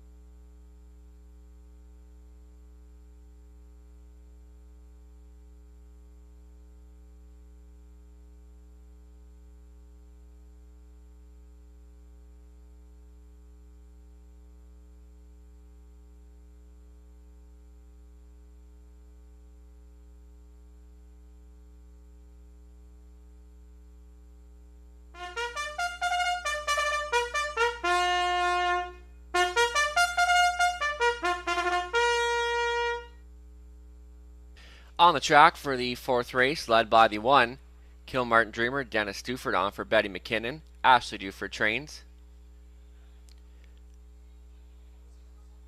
Number 2 is Shoulda Known Better, Michael Hamlin, owning training and driving here. The 3 is Zach to the Max. Megan O'Neill owns. Burt Moore training. Andy Moore on the bike. Number 4, Take a Peek at Me, gets the services of Garrett Rooney here for Betty and Jason Sherman. Jason training. Rounding out the 5, Hot Fudge Sunday, looking to double up here in Dresden. Alfie Carroll at the lines for Angie and Mary Carroll. Angie Carroll doing the training for the Boston Pizza Trot Win Play Show Exactor Try. And this does begin pick 3, wagering Robert Reed Jr. here. And that was an interesting race there in the 3rd. Yeah, it sure was, Nathan. I mean, it looked like there was a long gone winner, but that's horse racing, right? I mean, you're not a winner until you cross the wire, and obviously that one made a miscue, and then Toddler Dot ended up getting kind of an opportunistic victory to break their maiden. So, like you said, interesting dash to say the least.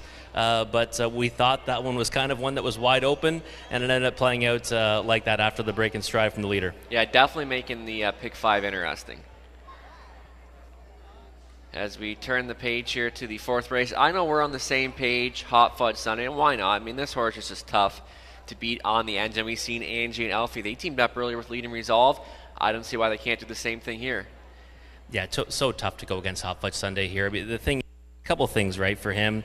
Early speed off the gate, and he's a horse that when he really gets on his A game and he's confident, he's tough to beat, he's tough to get past. We did see him go to the back of the bus 2 starts ago. That was post 7 though. Post 5 today, he went to the lead from that spot 3 starts ago and was a winner, and I think he faced a group that he should be able to handle with relative ease if he gets to the lead without too much of a tussle. He's right now co-favorite at 4-5. I think he's going to end up being though the clear choice come post time. Oh yeah, and I think so. I mean, he's the one to beat. He's beaten the tough company.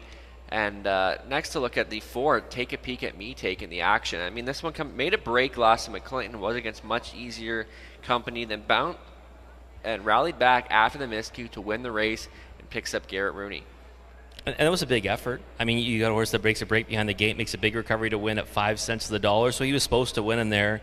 Pretty soft spot compared to this one, though. And you've got 2 miscues in his last 4 overall. So that's something, too, that I would certainly shy away from a little bit, especially considering moving into the preferred 3 type horses that he's going to face today. So I do like that one underneath positions, but I don't think he should be the same price as Hot Fudge Sunday, because I think that the latter of those 2 has just been racing at the top of their game as of late.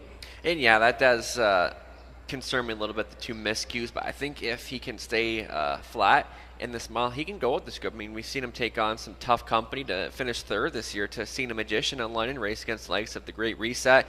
So it's just more about if he's going to stay flat, and I think that's the biggest key. And I mean, you even got Zach to the Max, who's coming in with some early speed, which can be a bit concerning for Hot Fudge Sunday, and he's kind of rounding back into form, his 5th start off the bench after a long layoff, and you're getting 12-1 value right now. And there's 2 reasons for that too, right, for me. And number 1, he's got the post edge over both those, so I wanted to put him underneath in the 2nd spot.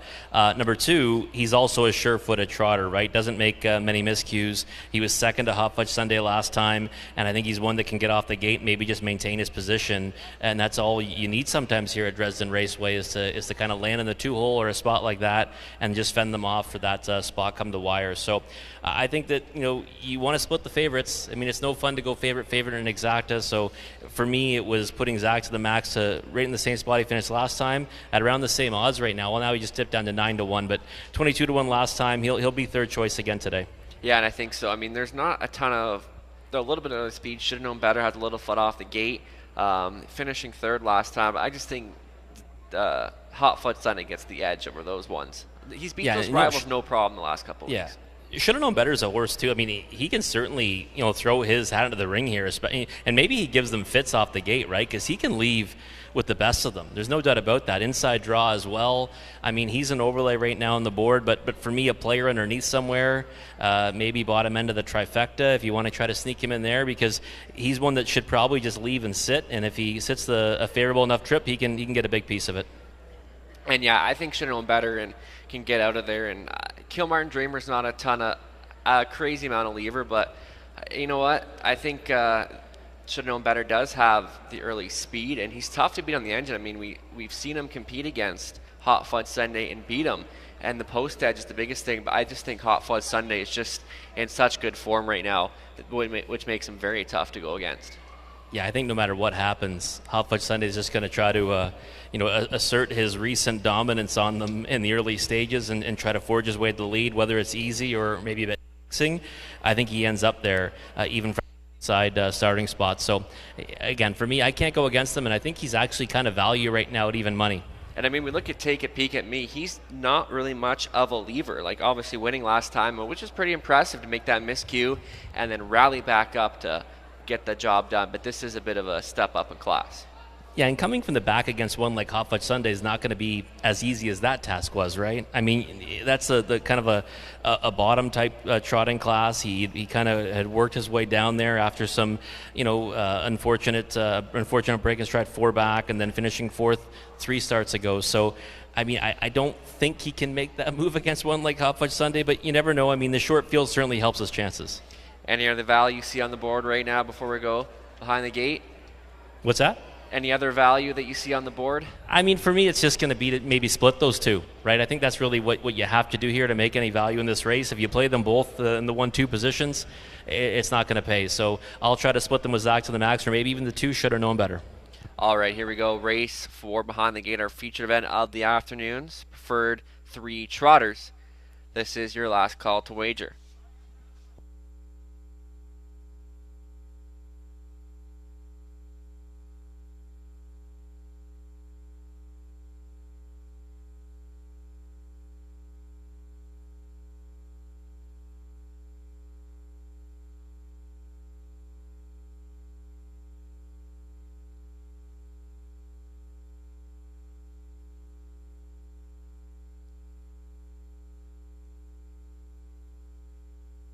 In behind for the Boston Pizza Chatham Trot, Kilmartin Dreamer. Should have known better, Zach the Max. Take a Peek at Me. Hot Fudge Sunday. On the outside. Here they come.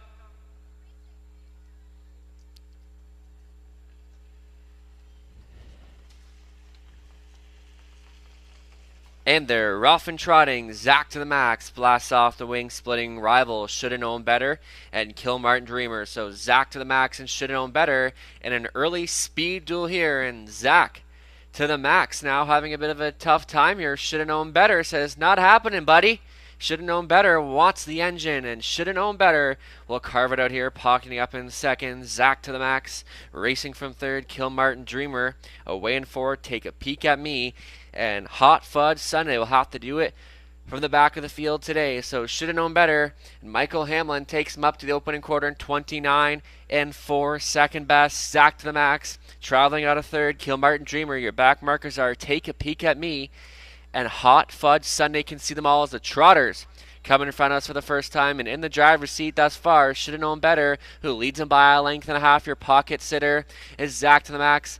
Then Kilmartin Dreamer staying in, a peek to the outside for Take a Peek at Me. Then picking up the live cover is Hot Fudge Sunday. So as they move to the halfway point, and should have known better, gets him there 101-1. Racing in second on the outside, Take a Peek at Me. Now on the wheel, the leader. Locked and blocked in third, Zach to the Max. Hot Fudge Sunday towed right up into it fourth, and Kilmartin Dreamer trails into the backstretch they go for the final time. Matching stride, should have known better. Take a Peek at Me. Now putting a half a length in front over should have known better, and now kicking to high gears. Hot Fudge Sunday ahead of Zach to the Max and Kilmartin Dreamer. So Take a Peek at Me, finding a better gear here.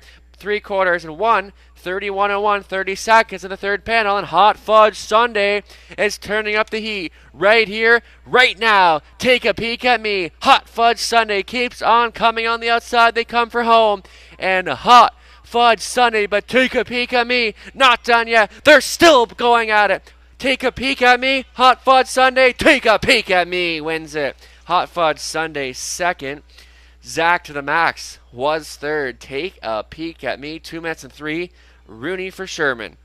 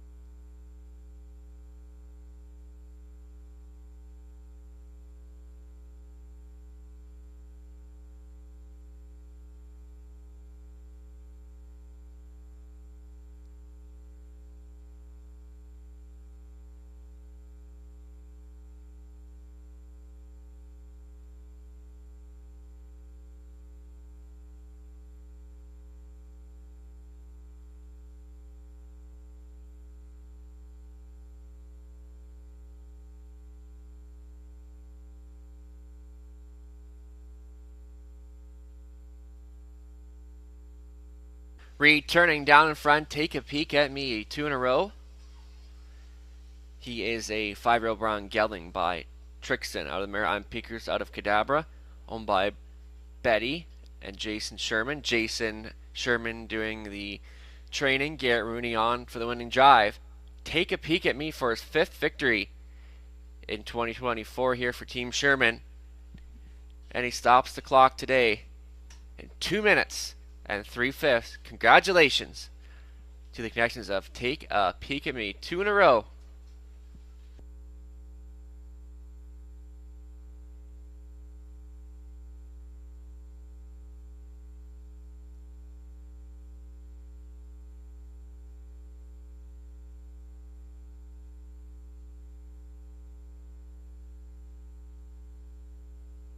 Take a Peek at Me, 410, 270, 230. Hot Fudge Sunday, 210, 210.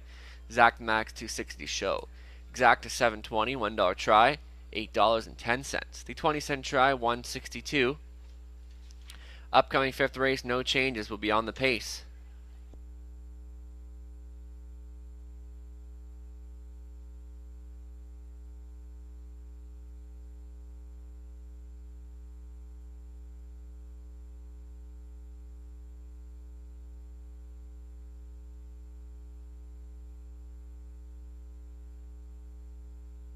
Just been informed of a late scratch in the 5th race. Scratching the 3 General Lee is lame. All right, Robert Reed Jr. trackside with Garrett Rooney. Sorry, Robert, didn't see you there, but take it away. It's okay, Nathan. We were going to maybe have this one later on today. I'm sure Garrett's got a few more wins in him. But first of all, Take a Peek at Me. Coming to this race off a break in stride, trying to just kind of ease him away off the gate, Garrett? Yeah, just get him away flat. That was the plan. And a nice victory, right? It's a feature race of the day, right? The preferred trot. But let's talk about last week for a second here. You won 7 consecutive drives, 6 consecutive races. I was wondering, when that streak was happening, is anything going through your mind? Were you thinking about it, or was it just kind of go out there and do your job? The first 6 were kind of just going out doing my job, but when the 7th one come around, I kind of thought maybe there was a little bit of a record on the line, so I had to think a little more about that. And I mean, when you kind of put that together, I mean, is it something you go home and kind of go back and think about it more, look at the results, and kind of cherish it a little bit, or is it just to move on to the next day? Oh, for sure. I'm going to remember it, my whole life. So it was pretty good day for me, anyways. I was pretty happy about it.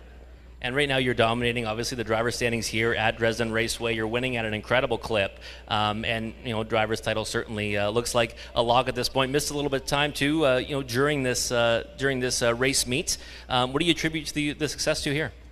I've been just getting a lot of good horses. That's kind of the way it is. And a lot of the hot trainers and the good horses that they bring me, and it makes it a lot easier. When you give the good drives, you're known as a long shot specialist in now G Money. That's why you get the good drives. That's right, yep. All right, thanks, Garrett. Good luck the rest of the way. Thank you.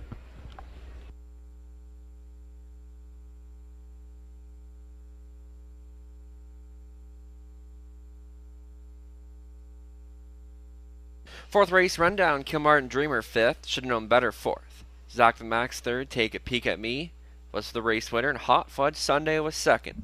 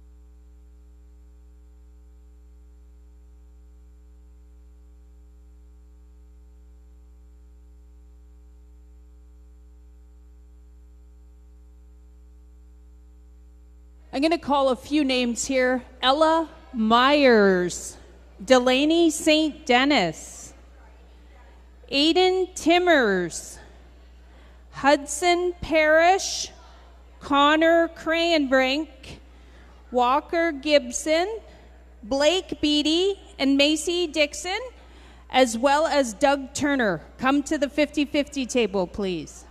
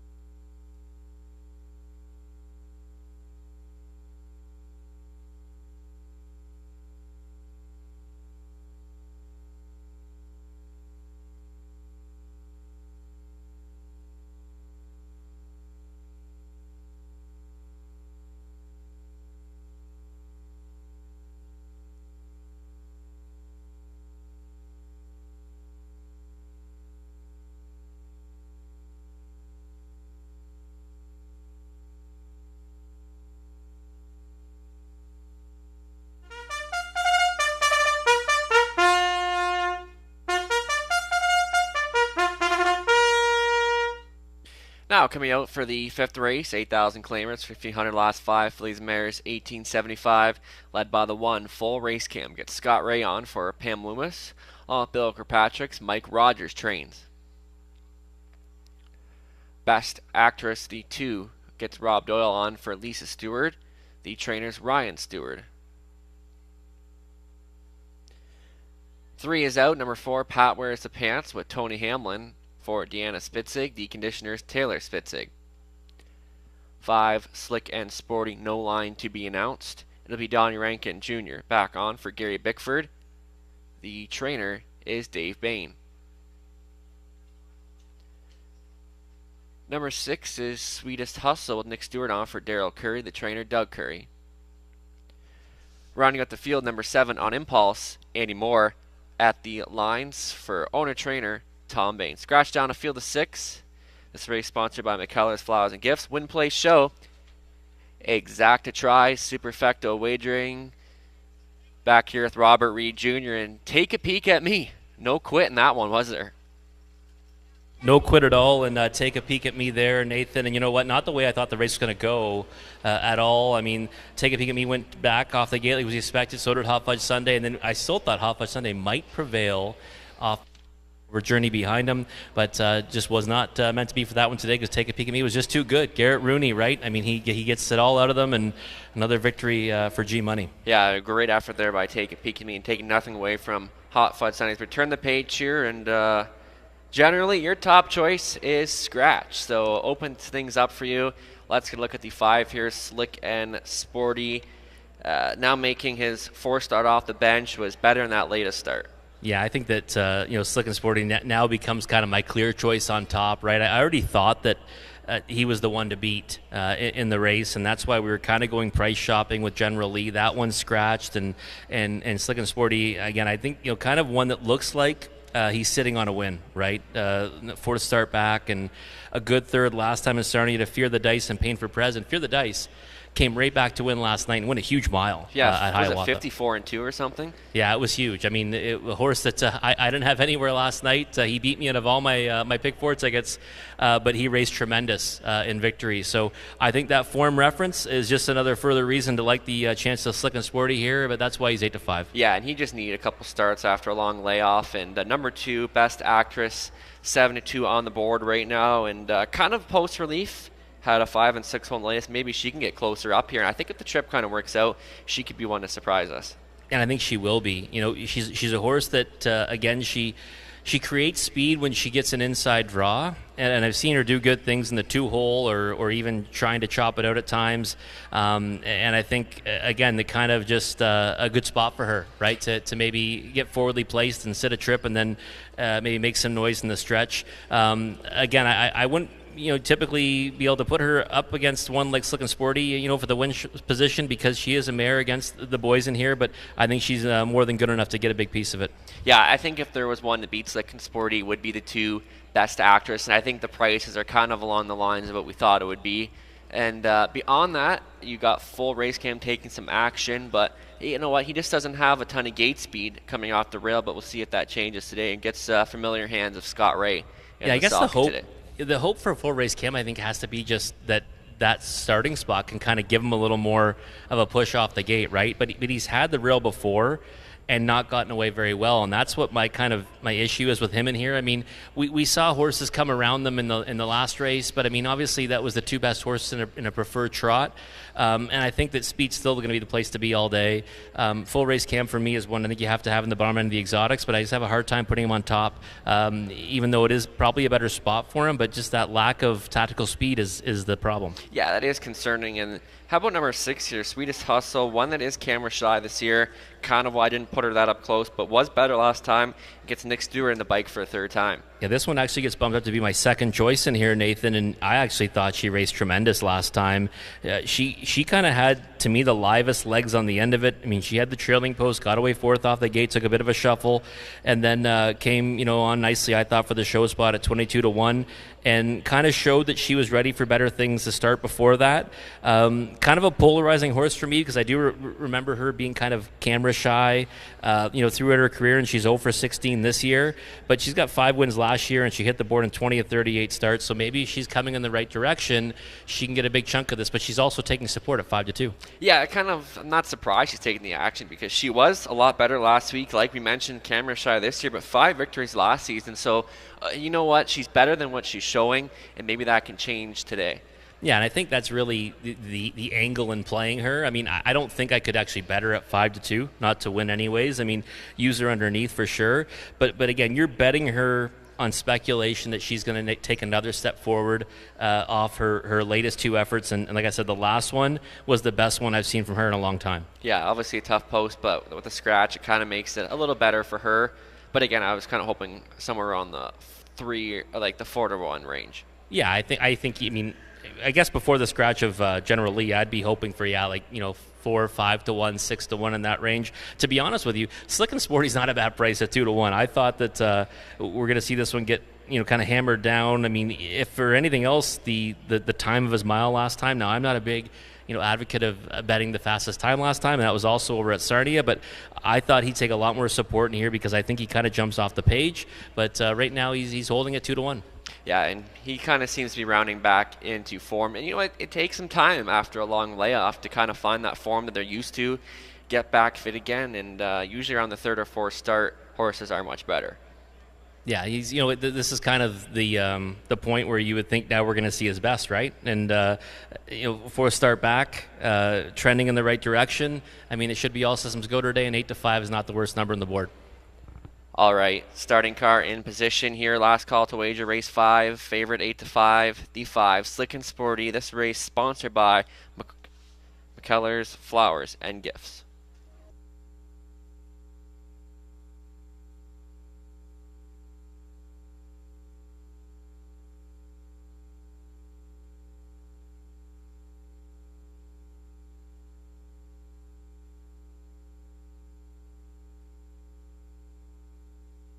In behind race 5, wrapping up today's pick 5, full race cam, best actress Pat Wears the Pants, Slick and Sporty, Sweetest Hustle, and On Impulse on the outside. Top of the stretch, and here they come.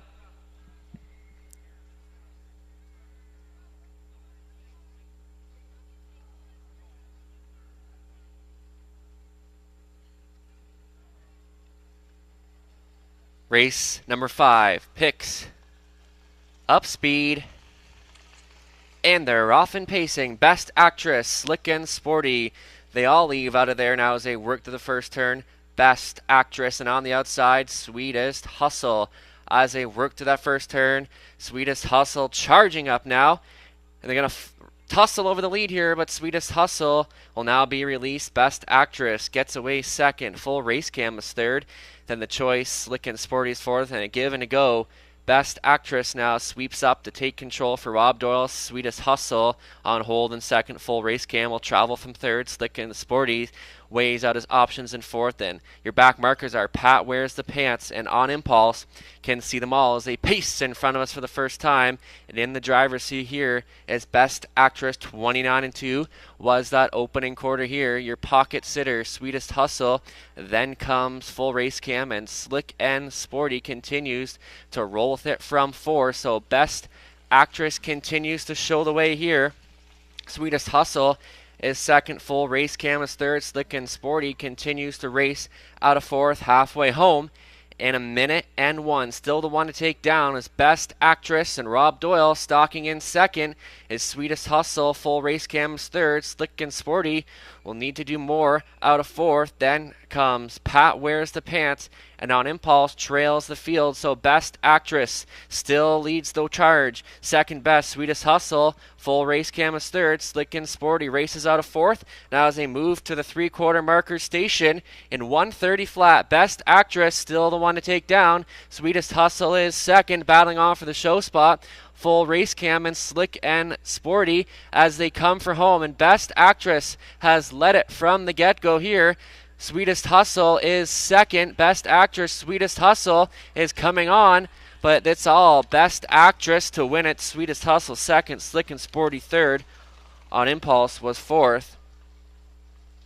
Time of the mile was 1:59.4.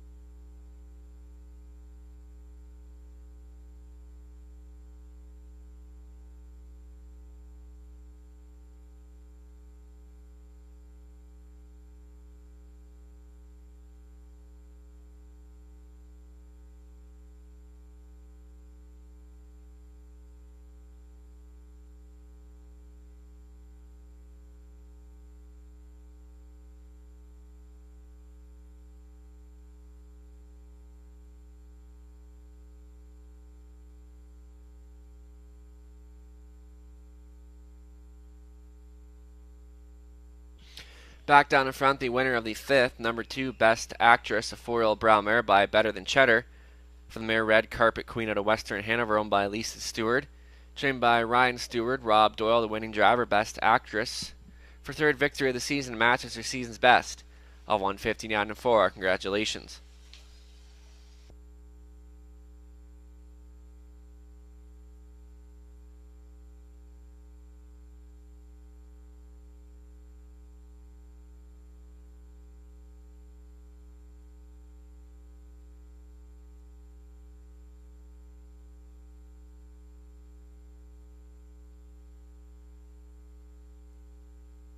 Prices are official. Best Actress paying $550, $340, $250.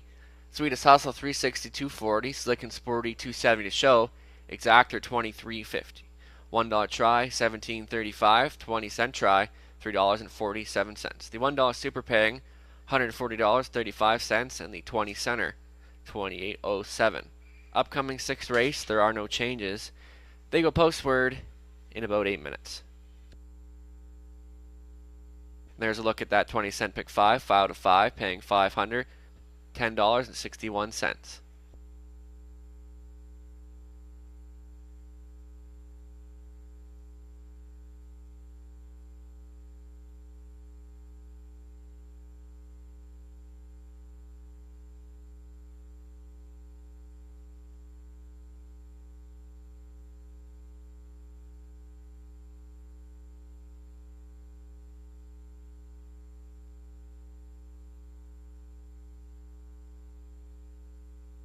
Can I have Ryan Paxton to the 50-50 table? We're going to call some more kids' names.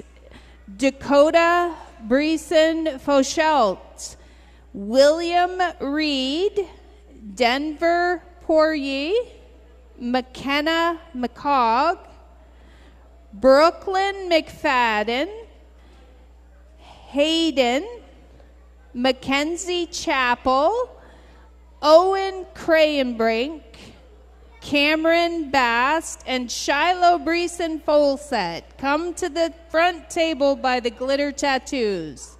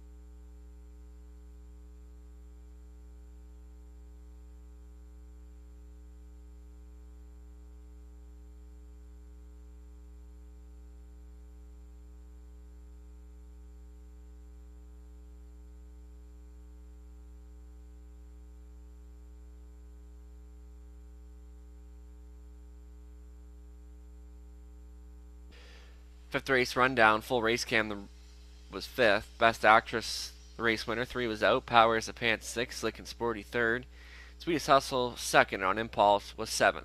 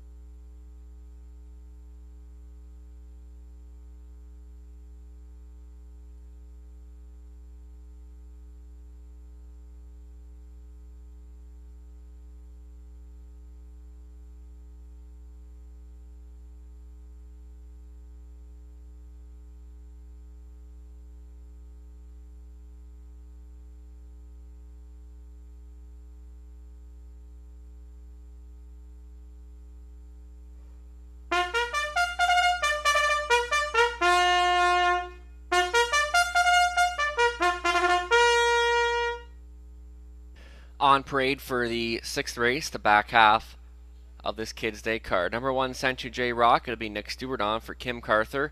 The trainer's Mike Carther. Number 2, Stay Thirsty to V.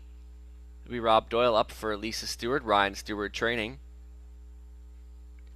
Beck Jr., the 3, gets Garrett Rooney this week for Larry Curry. The trainer's Doug Curry. And number 4, Distinctive Sean. Tony Heyman back on board for Ken Allward. Vic McMurrin trains. Ranger Hanover, the 5. It'll be Andy Moore at the controls for Taylor Spitzig, who owns and trains. And number 6 is All Star Smiles, leased by Janice McEachern. She's also the trainer. Scott Ray in the bike. Running up the field, the 7, Rose Run Vigilant. Owned, trained different here by Michael Hamlin. Number 7, Rose Run Vigilant. Field of 7 here for the Domino's Pizza Wallaceburg Pace. Win Play Show. Exactor Try Wagering. And back here with Robert Reed Jr., Best Actress. Was good to go today. Yeah, just too good on the front end, right? I mean, she's a horse that she's always been good when she gets forwardly placed, right? And she found that right spot today. I thought we might see a little more from Slick and Sporty, but kind of tough sledding to win with that kind of a trip. And the 2 horses that kind of got away well off the gate ended up finishing 1-2. So again, speed's the place to be, right? Yeah, and you know what? It's just the post makes such a difference here, especially with these half-mile tracks, and definitely played to the like of Best Actress. As we turn the page here to race 6, and I think we're both on the same page here with Century J Rock. Yeah, I think Century J Rock, I mean, we just talked about it, right? You said post makes a big difference. I mean, inside's the place to be. Pole position, nothing better than it. And this horse has another angle, too. Back with previous connections, who had success with him. I mean, 2 wins out of 20 tries this year, 10 on the board finishes. Much of last year spent with Michael Carther and did get those 6 victories and 25 starts and 12 on the board finishes. So I just think that there's a lot of angles kind of playing in Century J Rock's direction here, and the pole position just makes it all that much of a more of a play. And I was expecting it to be odds on, might still be odds on come post time. Yeah, I think it'll change. I mean, just the qualifier itself had to be such a confidence booster for Century J Rock. And beyond that, I mean, it gets kind of tough. Stay Thirsty to V could be one worth considering. We've seen Rob Doyle and Ryan Stewart. They teamed up in the last race, and this is one that we're expecting a lot more from, and has shown some speed in the past, and I think can be a lot better here with a trip today. Yeah, and anyone that has seen me at Grand River or the Raceway in London or read the Horse Players Journal knows I'm a big fan of taking back value. So I didn't do it in this spot. I wasn't sure what the price was going to be on the 2 Stay Thirsty to V, but 50 cents to the dollar last time. If you bet this horse, you've got to almost come back blind at 7-2, right? Because it's such a big adjustment in price, probably an overreaction. Got away 6th off the gate, didn't have much of a chance last time. Now, would like to see more tactical speed from Stay Thirsty to V. Not sure if he has it, but if he ever gets away better this time around, he can do some damage. I mean, we liked him last time. You got to have him for a piece in here today, and he's a much better number on the board at 7-2. Yeah, I don't mind that price. And right now we're seeing Beck Jr. taking the heavy action at even money, and it stayed that way for a while. I mean, Garrett Rooney jumping on here, but I'd like to see more. Yeah, I agree with that. I mean, 1 for 23 this season, 0 for 18 last year. But I think you kind of hit the nail on the head, right? Garrett Rooney jumping on. We saw what he did here last week. We see what he's done all season. I mean, 100%. Winning at a ridiculous clip. I mean, something that you would think is unattainable, but he's been doing it. And I think the thought process is he's going to definitely turn this horse around and doesn't need that much of an improve to get to the winner's circle against this group. And did come home with 28 seconds flat last time. So I think that's why the support's coming. I didn't get there on Beck Jr., and I couldn't get there at that price, but I understand maybe the logic. Yeah, I think anything Garrett's jumping on is going to be a threat at this point, and that's how they feel about Beck Jr. And another one, 14-1 on the board. If we want to throw some value into the 5, Ranger Hanover, last time just had a tough post. I mean, post 7 here can be very dreadful, but was second 2 back here, just got beat for the win at this level and reunites with Andy Morris, and maybe one to maybe use as a value player. Yeah, I think so. Ranger Hanover's one that you could get there on. I mean, the thing is for me is he's usually, races at his best when he gets forwardly placed. Not sure if that happens in here, but he does have a little bit of tactical speed these days. I've seen more from him in the past. maybe you can get forwardly placed. I think, the 6 All-Star Smiles really is the value on the board right now at 14-1, the same price, because last time parked a long way from post 7, ended up sticking around for 5th. Before that, a decent second to Something Royal.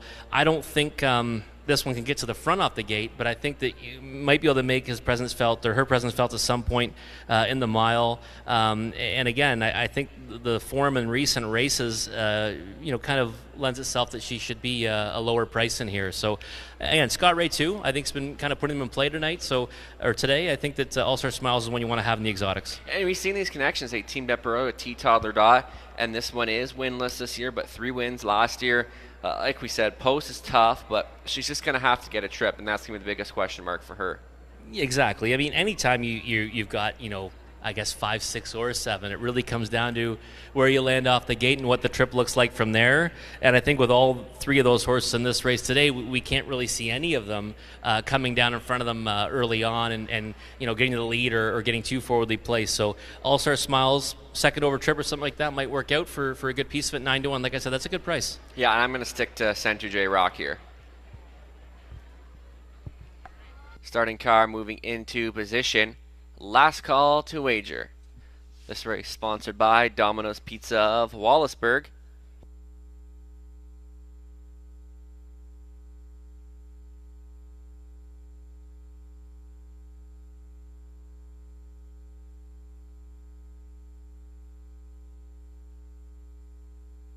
In behind for the 6th race, Century J Rock. Stay Thirsty to V, Beck Jr., Distinctive Sean, Ranger Hanover. All-Star Smiles, Rose Run Vigilant, makes it 7 across. Top of the stretch.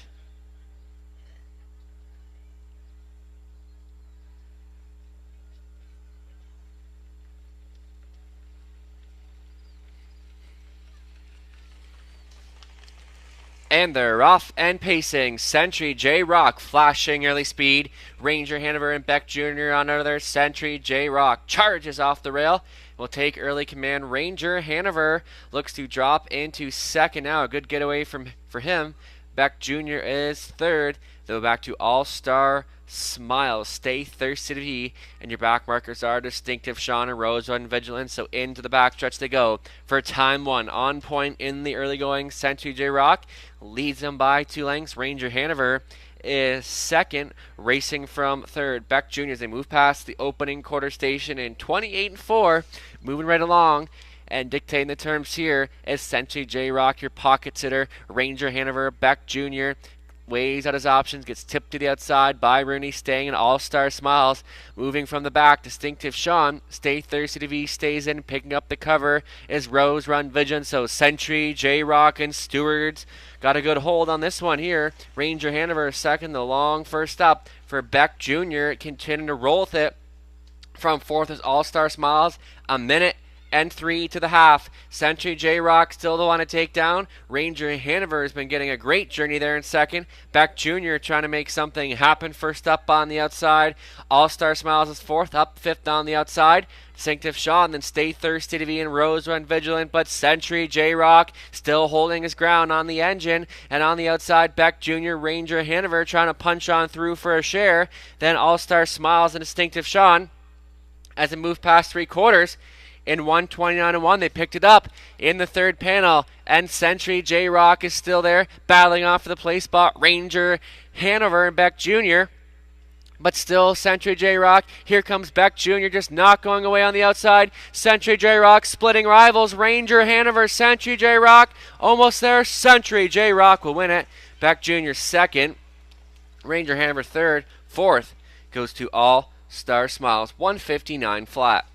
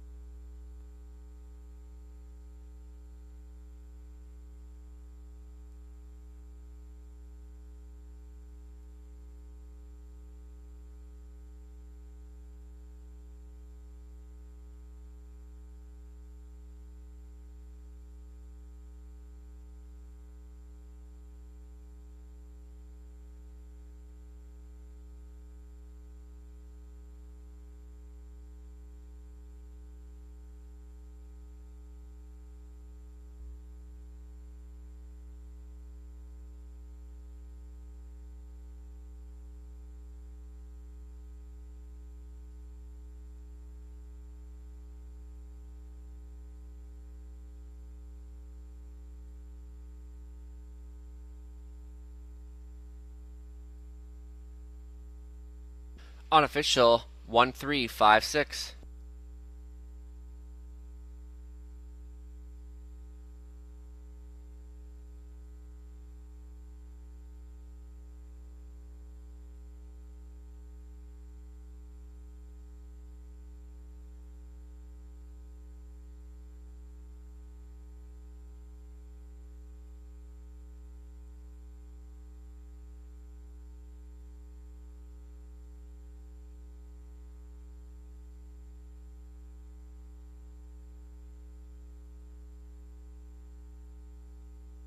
Turning trackside, number 1, Century J Rock, 4-wheel brown gelding by Art Speak, from the Mermoa Blue Chip out of Art Major, owned by Kim Carther.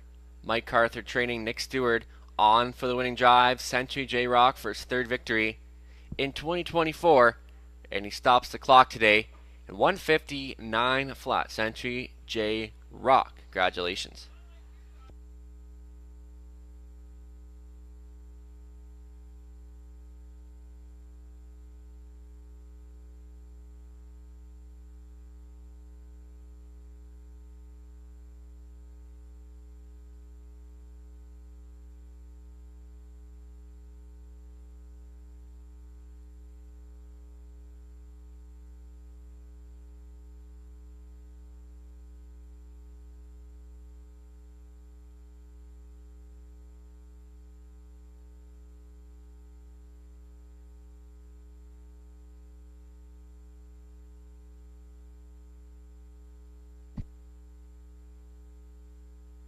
Century J Rock 470, 230, 270. Beck Jr. $363.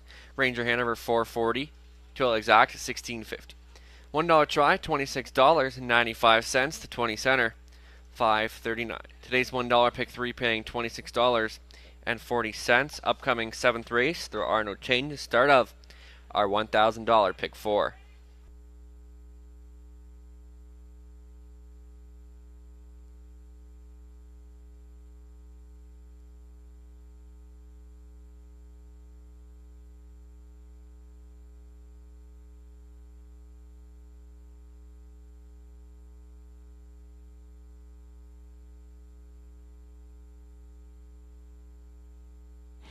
Can I have Connor Devine come to the 50-50 table? We also have some more kids. Nora Middle, Jasmine McKnight, Gloria Chu, Emily Dixon, Eliana Leggett, Heather McDonald, Mackenzie Johnson, Logan Fletcher, Xavier Stevens, and Julian McKnight.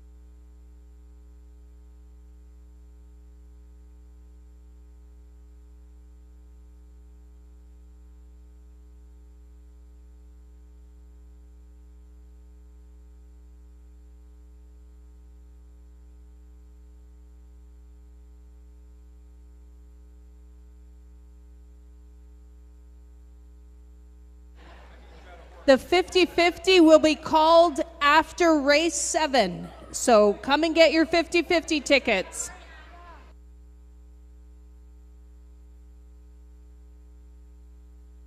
The kids' bikes will also be called after race 7.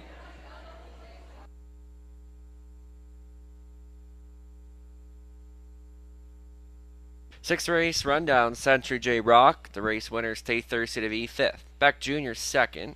Distinctive Sean 6th. Ranger Hanover 3rd. All-Star Smiles 4th. And Rose Run Vigilant was 7th.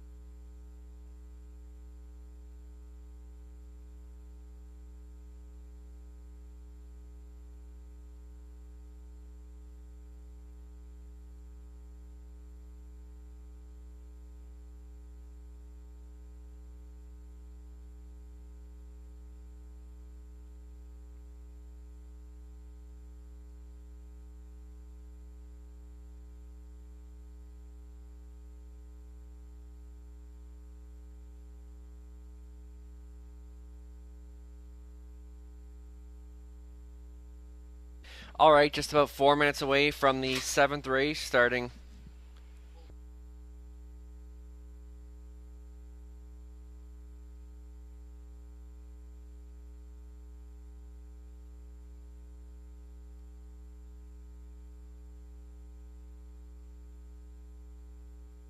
Xavier Stevens, come to the 50-50 table.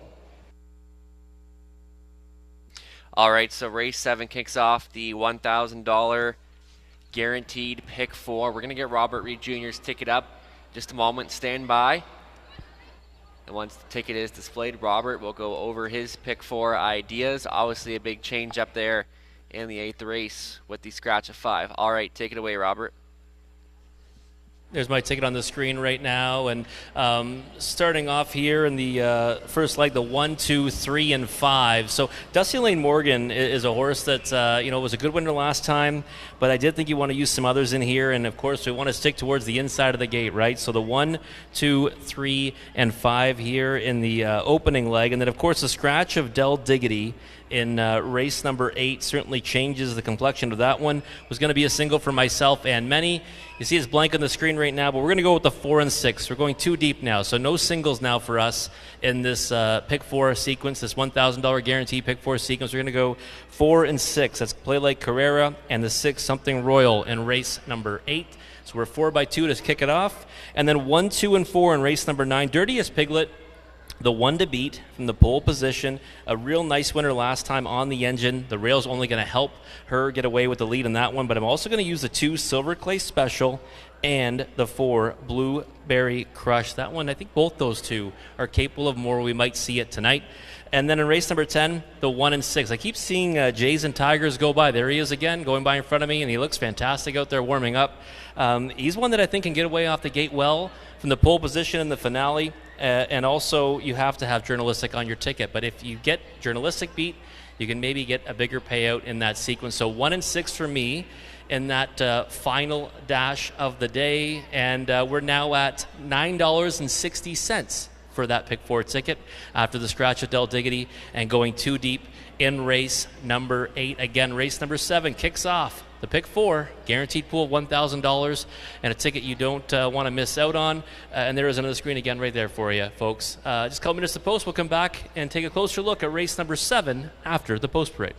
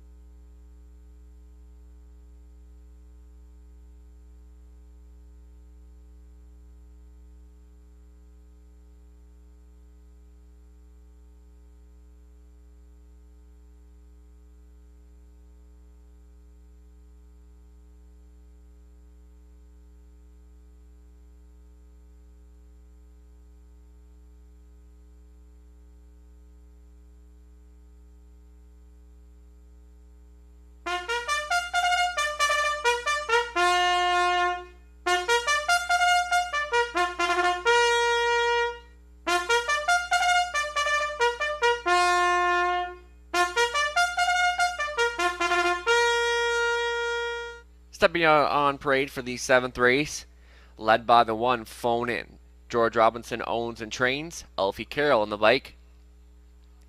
Donnie Rankin Jr. back on 2 Better Than Cash here for Gary Bickford. The trainer's Dave Bain. Number 3, The Devil You Know. We're going to look in a moment. There's the 4, Paparazzi Hanover, owned by Kim Carther. Mike Carther trains, Andy Moore on the bike. 5 is Dusty Lane Morgan. Is owned by DTO Racing, Cameron McQueen training, Garrett Rooney in the driver's seat. And now there's the 3, The Devil You Know. Rob Doyle trains and drives for Beth Doyle. Look at the 5 now, Dusty Lane Morgan. And number 6, Pappy Amento. For owner trainer Mike Stamp, partners with Janet Larcombe. Nick Stewart to do the driving. Running at the field, number 7, Drew the Dragon, owned by Gary Bickford, trained by Dave Bain. Scott Ray this week.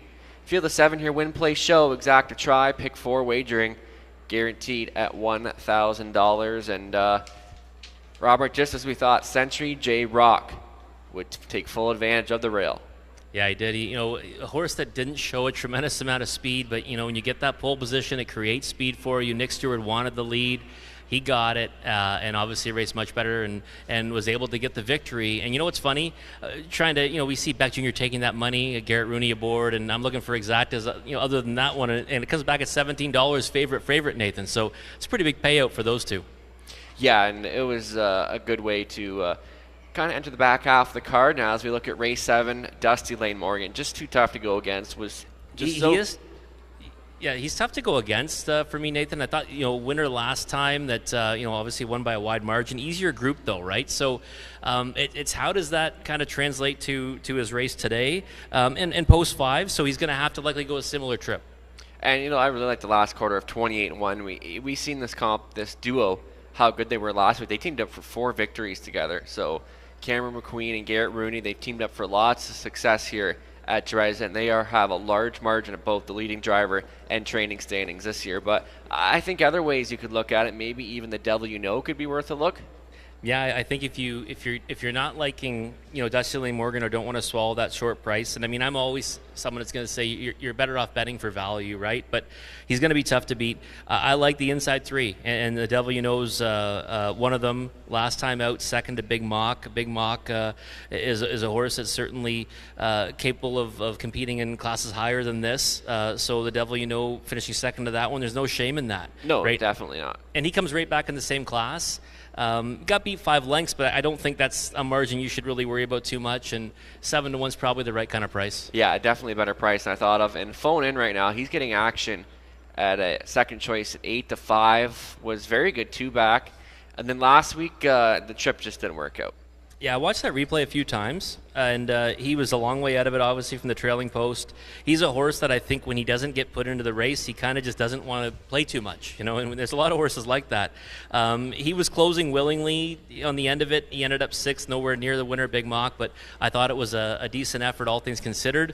And now you go right down to the pole position, and I think a horse that is really racing at the top of his game right now. I mean, if you take out the 6th and the 7th you see in his last 3, a lot of nice efforts from phone in. So I thought he might be the sneaky one in here. Not too sneaky right now at 3-2. Yeah, taking a lot of the action. Look at the 2 here. Better Than Cash was a very impressive third, first up for a long way, and almost did get the Devil You Know for second. And he seems to be one that kind of likes to stick around for some smaller shares, but always offers some good value. Yeah, he's a versatile type, right? And a horse that I think is probably the value on the board right now at 13-1. Oddly enough, I asked my son Robbie what horse he likes looking at the track. He said the 2 Better Than Cash, and I actually had the horse pegged for 3rd. So I think that he's a horse that, again, he can overcome tough trips. Like you said, he sticks around for pieces no matter what the journey's like, but obviously one that's camera shy. But, I mean, let's face it, a lot of these horses in this dash have been camera shy at times. Yeah, and definitely. And another one that could be, has kind of tailed off the last couple, but is a classy horse, is the 4, Paparazzi Hanover, and one that kind of has lots of early speed and a classy horse who has an impressive record throughout his career. Yeah, he's a classy veteran, right? You can take nothing away from this horse. I mean, you look up and down this page, not going to see anyone else close to almost $500,000 in career earnings. He's got 41 victories, and he had a bit of a resurgence this year, which I love to see. He got that victory not too long ago, and he's been kind of in the mix in a lot of these races. So even when he's not hitting the top 3, which he's done on 8 occasions, he gets checks pretty much every time he steps on the track. Obviously not near that 8 for 36 last year, but he's certainly been a factor factor, and you love to see it with a classy veteran like him. Yeah, and always getting a little action here, 7-2 right now, and I'm not surprised that Dusty Lane Morgan takes the action here at even money. Phone in, still sticking around, getting some mutual support. Yeah, I think he deserves to take support in here. I'll be honest though, like when I'm looking at one to use as kind of a sneaky play, I want to see more than 2-1. So he's an underlay in my opinion. Papiamento, we kind of talked about this horse in the pregame. He's been kind of, racing better than the program would indicate. It comes down to post for him, and he's been really unlucky, obviously, with the post draws of late. But he's a bombs away price and one that I'd certainly not leave off the trifecta. And one thing I forgot to mention, Nick Stewart did opt to the 6 Papiamento over the 1 Phone In.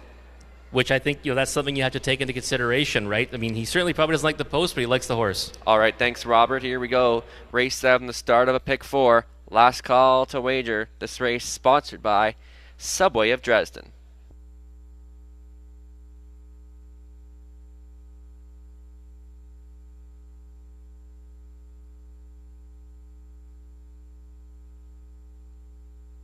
In behind for the 7th race, Phone In, Better Than Cash, The Devil You Know.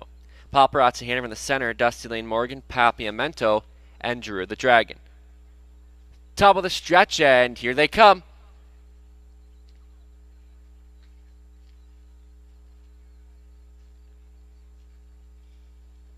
Race 7 picks up speed. And they're rough and pacing. Phone In, Better Than Cash, and The Devil You Know as they march to that first turn. Phone In and Better Than Cash as they get an early bit of a speed duel here. Better Than Cash and The Devil You Know surging up on the outside. The Devil You Know will look to reach the pylons in an early speed battle here. And The Devil You Know and Better Than Cash wants nothing but the engine here. And Better Than Cash will force The Devil You Know into the pocket. Third away is Phone In, Papiamento, then Paparazzi Hanover. Ahead of to the outside, Dusty Lane Morgan and Drew the Dragon trails the field. So Better Than Cash in 28-2 to the opening quarter. Second best is The Devil You Know. Phone In as it gapped off third. And up and moving to the outside, here comes Papiamento. Dusty Lane Morgan picks up the cover now as Better Than Cash still leads the way. And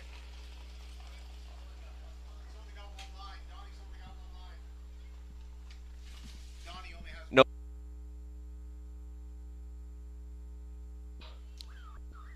like we're going to have a no contest here. Looks like the 2 appears to have a broken line. So it looks like we're going to have a no contest.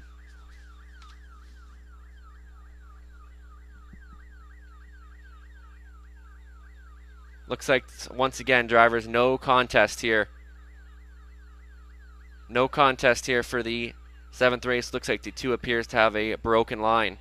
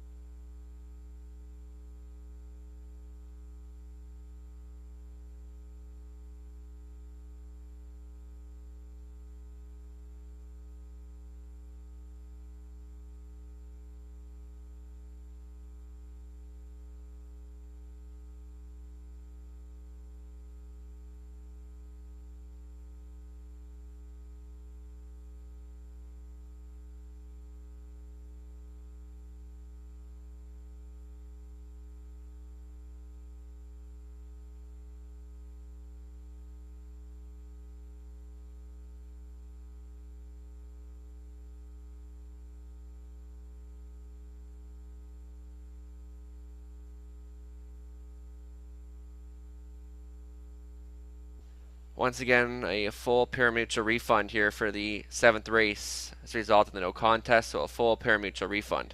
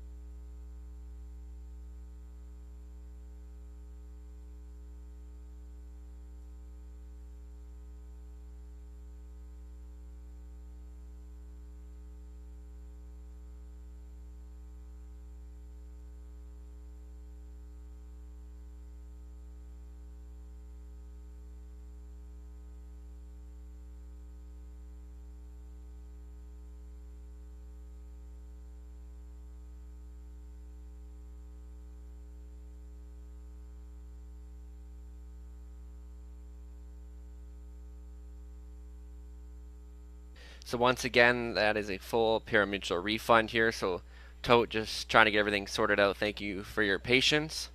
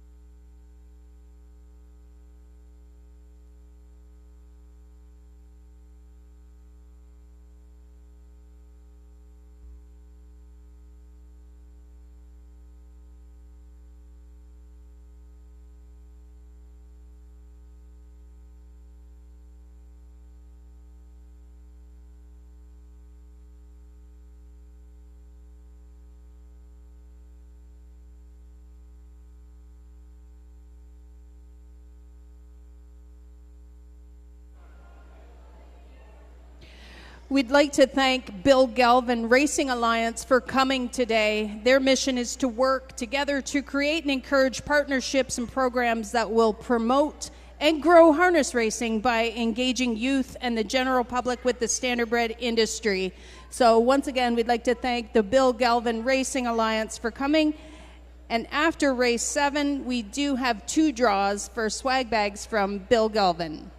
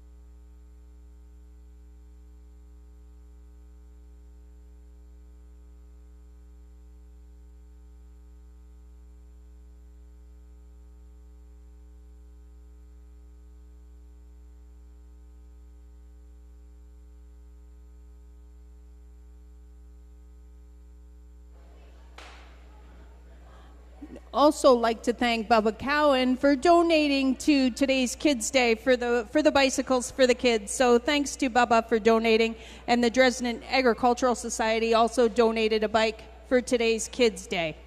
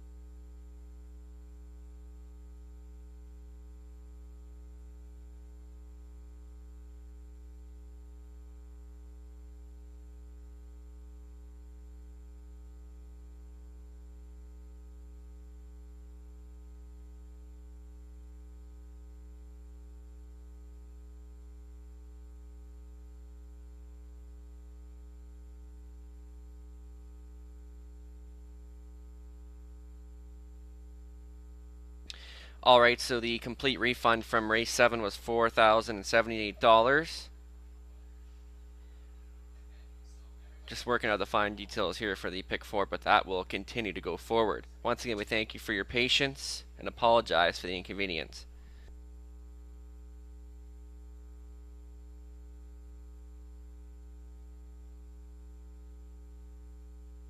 The winning 50-50 number is 4021271. 4021271. Once again, a complete refund here, and hold on to all your pick 4 tickets, please. Once again, hold on to the pick 4 tickets. That will continue to go forward.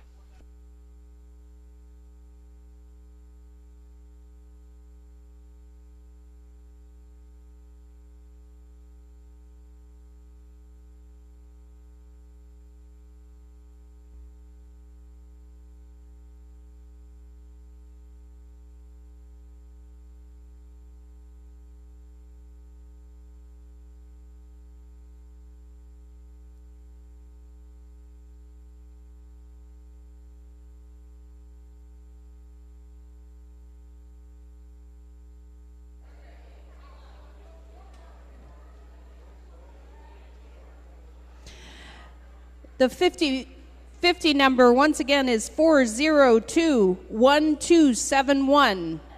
Can I also have Bella Ferguson Van Horn and Abel Groendijk come to the 50-50 table?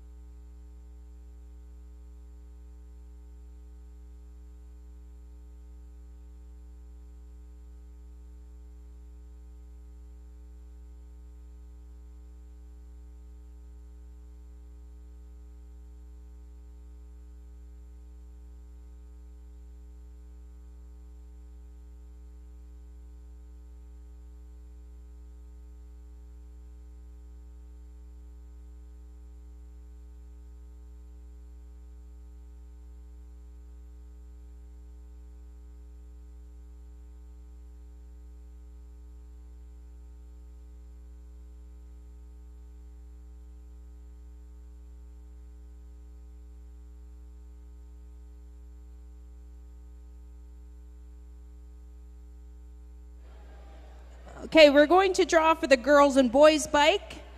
The boys bike, Finn Middle, and the girls bike, Adeline Broad.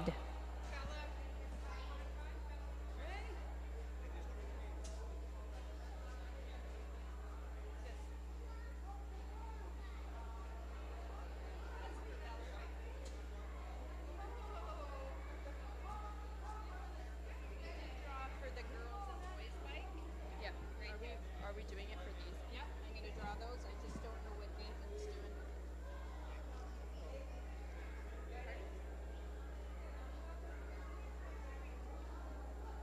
I don't want to talk over him. I don't know what he's doing.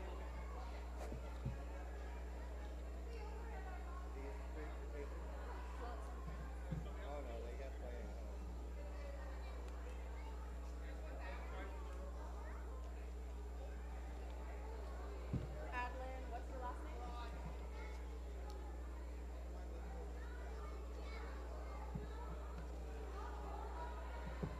need a photo? I'll get a photo.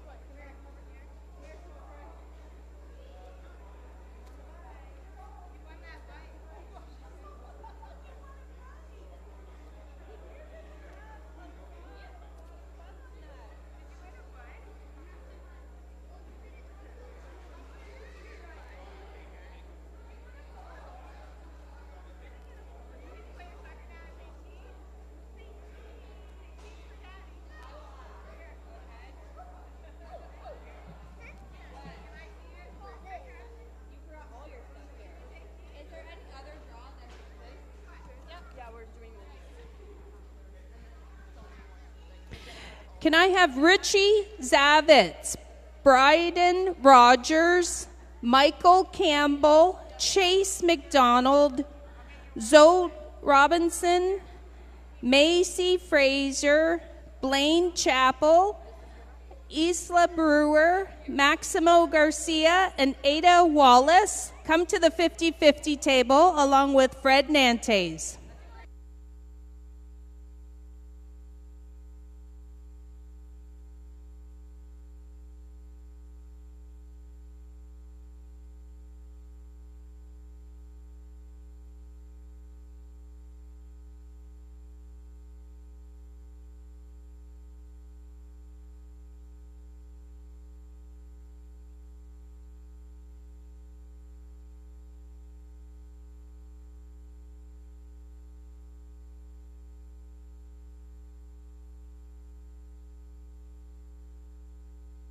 Abel Groendijk, come to the 50-50 table.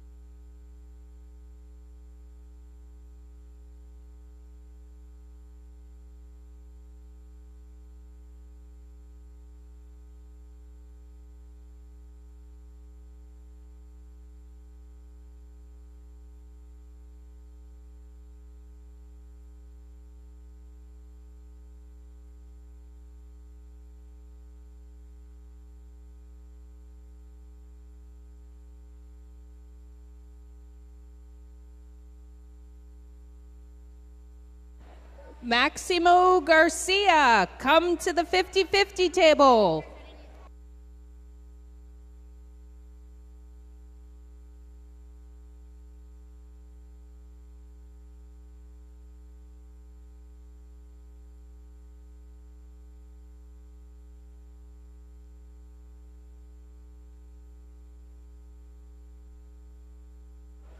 Abel Liggins, come to the 50-50 table.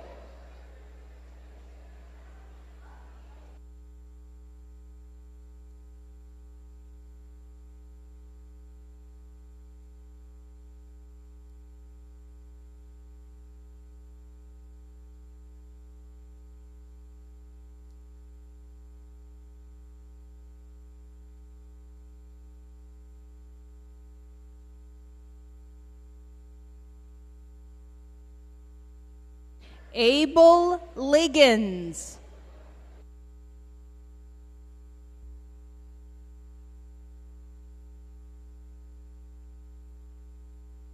Blaine Chappell, Chase McDonald.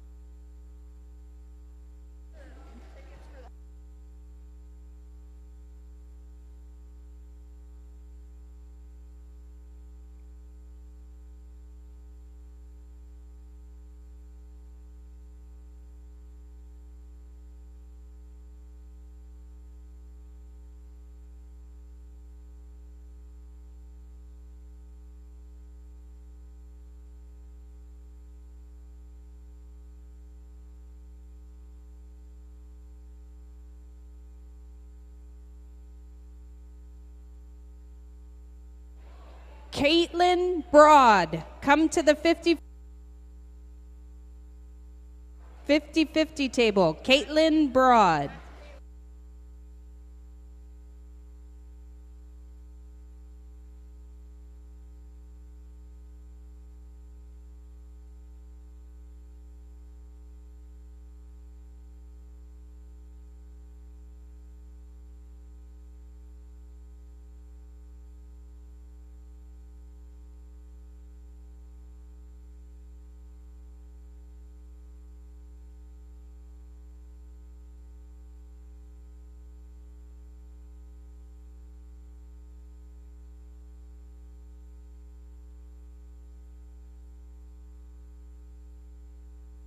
McKenna Davis. Avery Poirier, come to the 50-50 table.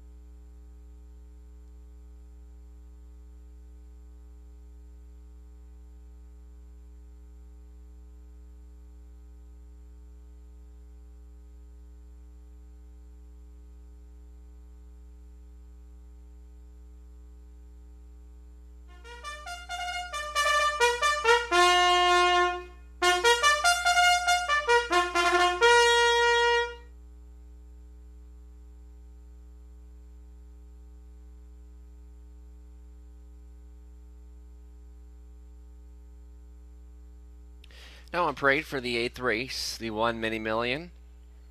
It's Scott Ray for owner-trainer Kim Dix.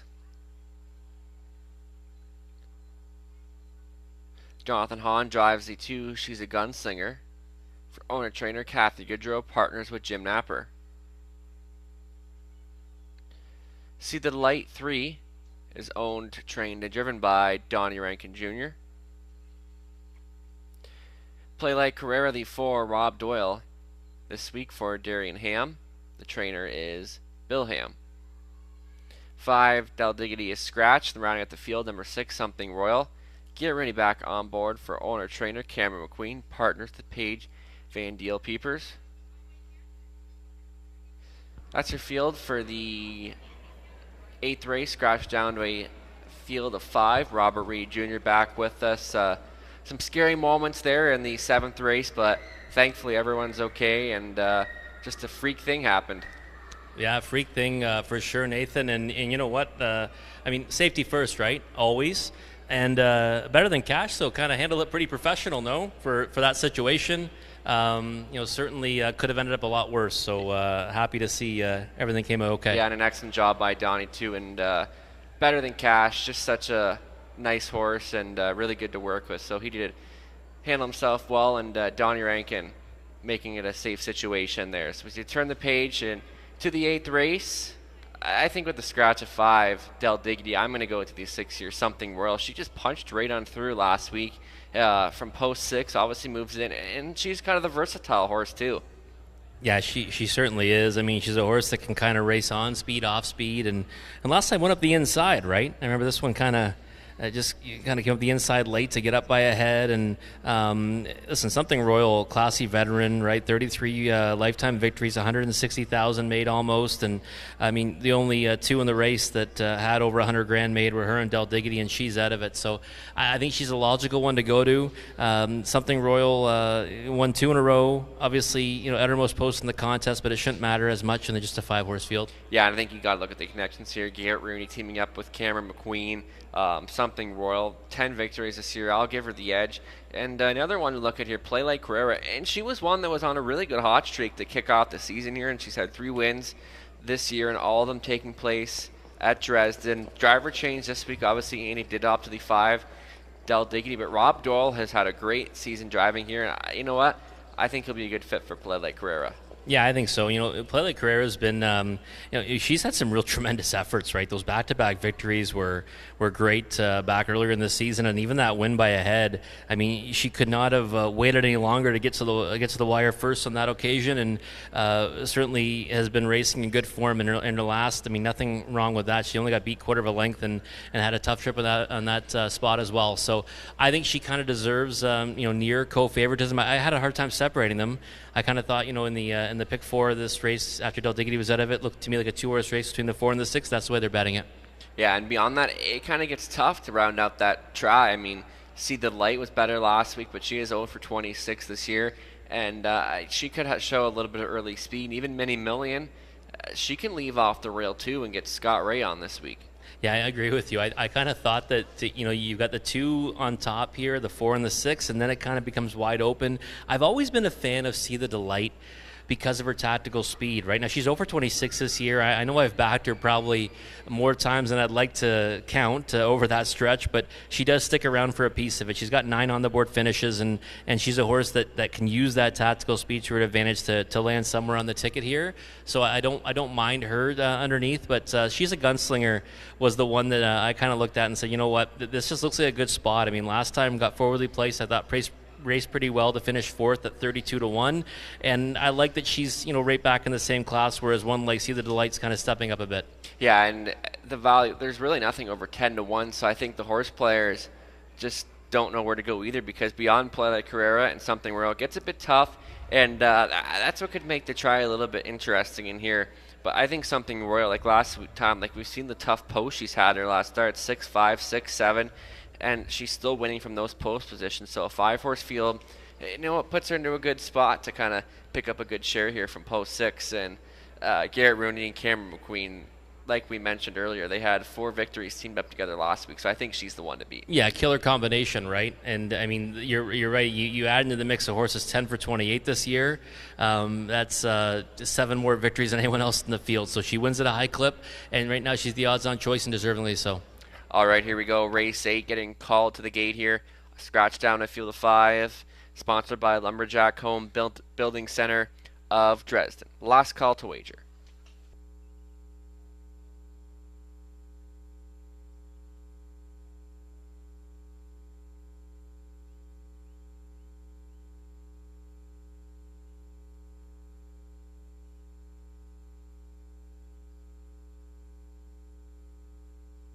And behind for the 8th race, Mini Million.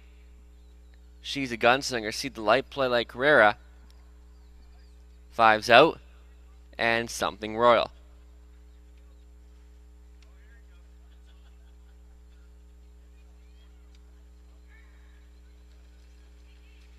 Starting car picks up speed. And they're rough and pacing. Mini Million and See the Delight. And splitting horses to the inside. She's a Gunslinger. Mini Million charging out for the lead. Here comes See the Delight. And See the Delight rushing alongside. Will look to touchdown on the lead on hold in second. Mini Million. Then She's a Gunslinger. And we go back to Play Like Carrera. But they're still battling at it. See the Delight and Mini Million. They're dueling it out here. See the Delight. And Mini Million looks over and says, not happening. And they will go a good opening clip, 28-3. Mini Million giving the cold horse shoulder to See the Delight, setting it perfectly for She's a Gunslinger in third. Your back markers are Play Like Carrera and Something Royal. Can see them all. So it's going to be on the outside. See the Delight looking to take over the lead over a stubborn Mini Million as they still go at it here. See the Delight and tip to the outside, Play Like Carrera. Something Royal also gets underway. Saving ground, She's a Gunslinger, 58-3. 30 seconds in the second quarter. And See the Delight does not see pylons today, or does she? And she has now found the lead, but indeed had to pay for it. And here comes Play Like Carrera rushing up now for Rob Doyle and takes aim at the leader. Something Royal on for the show spot. And fading between Mini Million and She's a Gunslinger for fourth, matching strides. And here's Play Like Carrera, puts a half a length in front and kicks into high gear. Something Royal with some late pace up on the outside, 3/4 in 1:32-1. And they are crawling in this third quarter as Play Like Carrera and Something Royal here to push the issue. They come for home.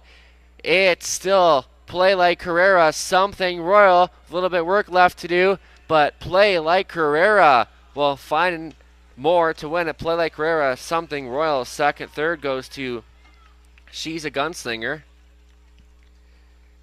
Time of the mile, 2:02 flat.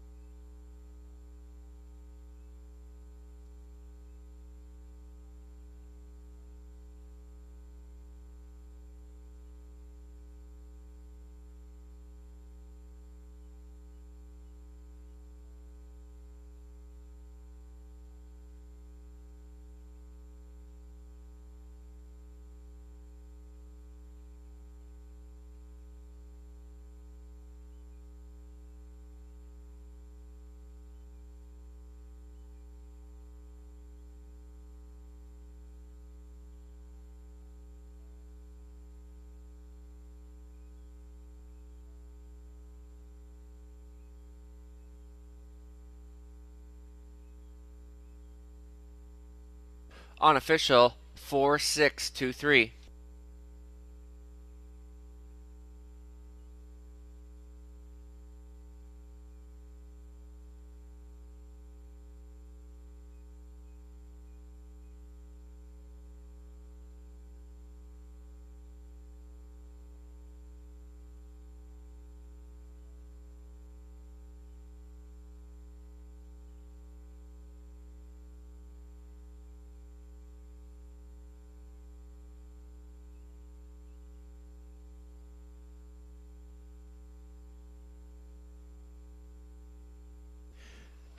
Returning back down in front, the official winner of the 8th race, number 4, Play Like Carrera, 6-year-old brown mare by Sunshine Beach from the Mare Prairie Tracker out of Presidential Ball. Owned by Darian Ham of Rodney, Ontario. Bill Ham training. Rob Doyle on for the winning drive. Giving Rob Doyle a driving double this afternoon. Play Like Carrera stops the clock in 2:02 flat. That's her 4th victory in the 2024 campaign. Congratulations.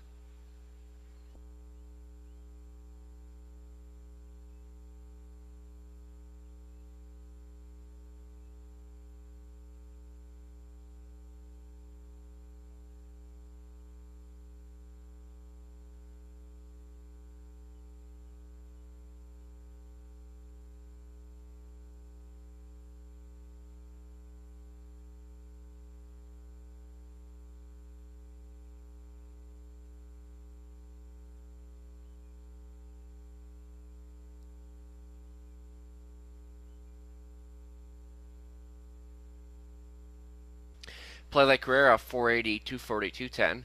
Something Royal 230, 220. She's a Gunslinger 260 to show. Exacta 870. $1 try 10.85. 20-cent try $2.17. Upcoming 9th race, start of a late double. No changes.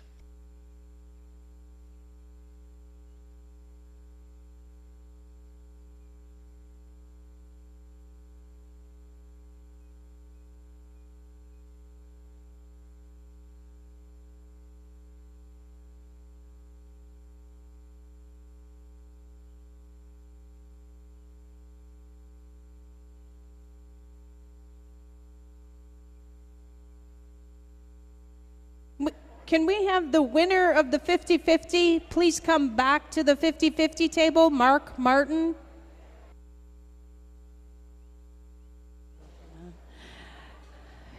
Can I also have Briar Lalonde, Sloan Wazalewski, Zoe Robinson, Zachariah Elder, Leah Legacy, Jared Mills, Jackson Timmers, Hayden McDonald, Abel Groendyke, Nash Gibson, Adrian Early, Jonathan McKnight, Dallas Bougier, Dak St. Denis,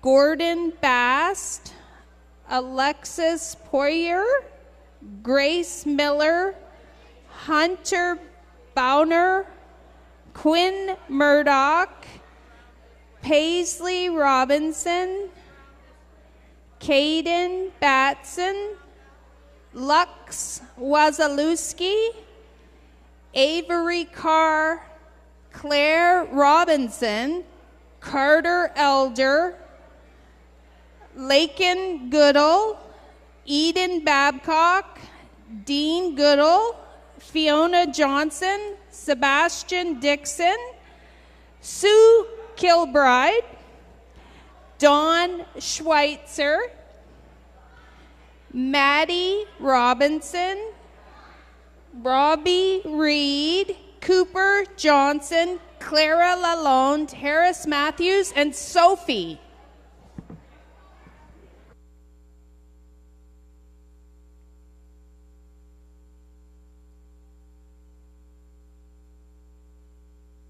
Here's the 8th race rundown. Minnie Million 5th. She's a Gunslinger 3rd. See the Light 4th. Play Carrera was the race winner. 5 was scratched, and Something Royal was 2nd. Upcoming 9th race in 4 minutes. Just been informed of claiming action. In this afternoon's 10th race, there is a single claim entered on the 6, Journalistic. In race 10, single claim on 6, Journalistic.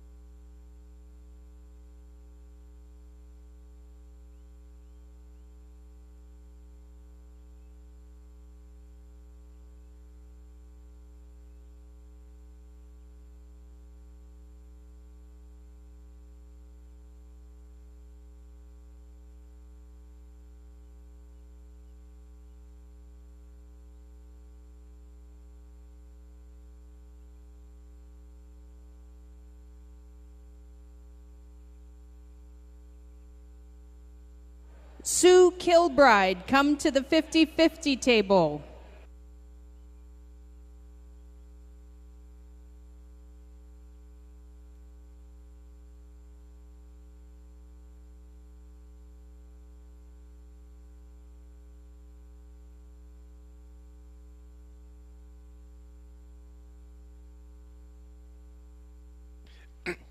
Ninth race Pacers. Now on the racetrack, led by the one Dirtiest Piglet, it'll be Scott Rayon for Tom Bain. Tim Campbell and Dan Lee. Tom does the training. The 2 Silver Clay Special. Garrett Rooney will handle the reins here for Doug Schweitzer, who also trains. Sandwalker was the 3. It'll be Dwayne Spitzig training and driving for owner Bill Walker. Number 4, Blueberry Crush, owned by Brad Wilson. Andy Moore trains and drives. Number 5, Psychopath, Johnny Hahn back at the lines here for James Brewer, while at Dare to Dream Stables. The trainer is Jamie Doig. Around the field, number 6, Hawk in Flight.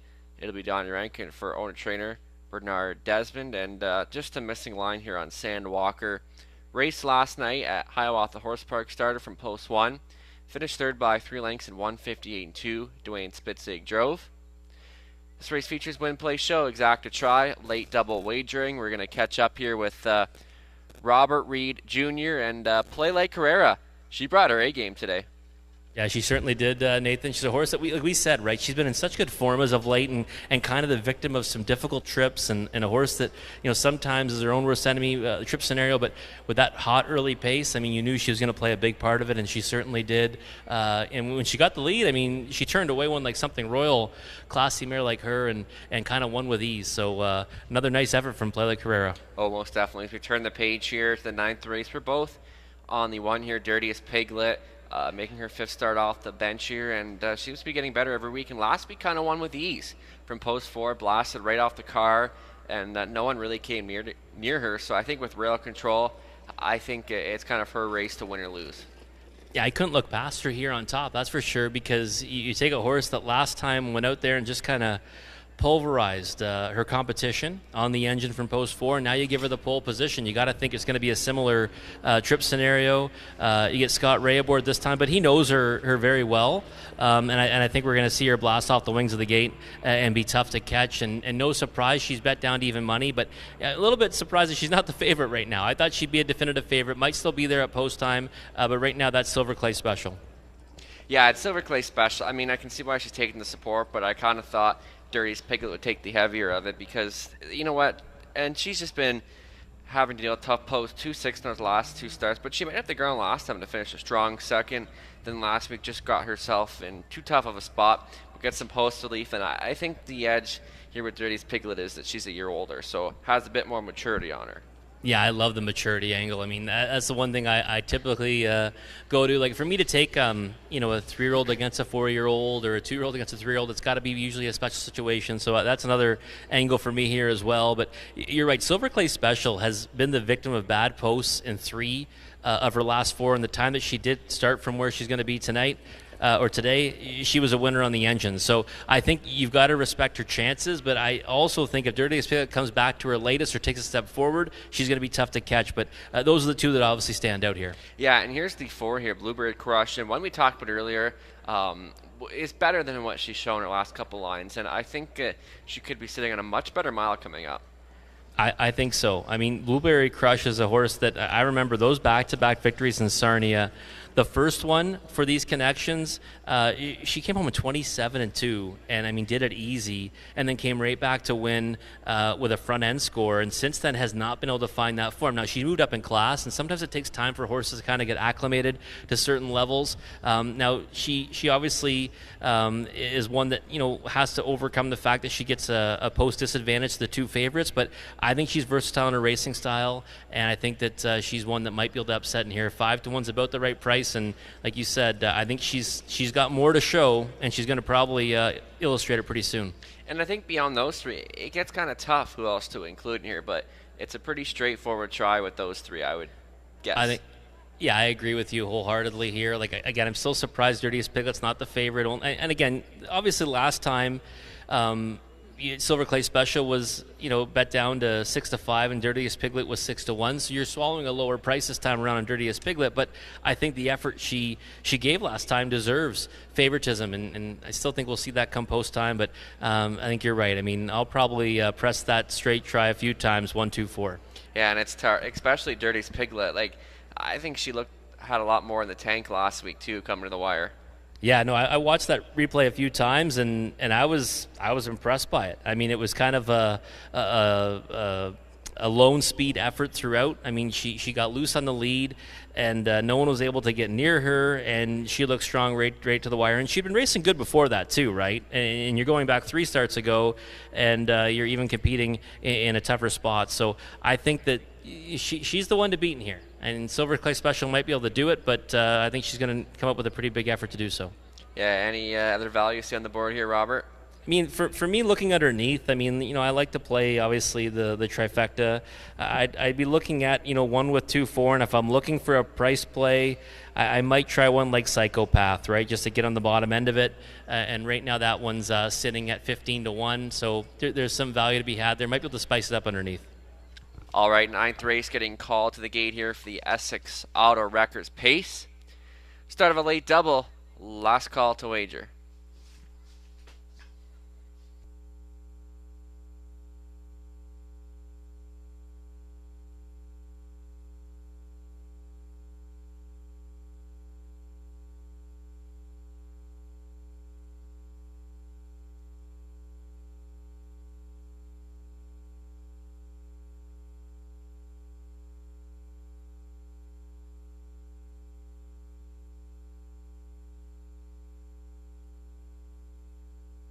All right, in behind for the 9th race, Dirtiest Piglet, Silver Clay Special, Sandwalker, Blueberry Crush, Psychopath, and Hawk in Flight.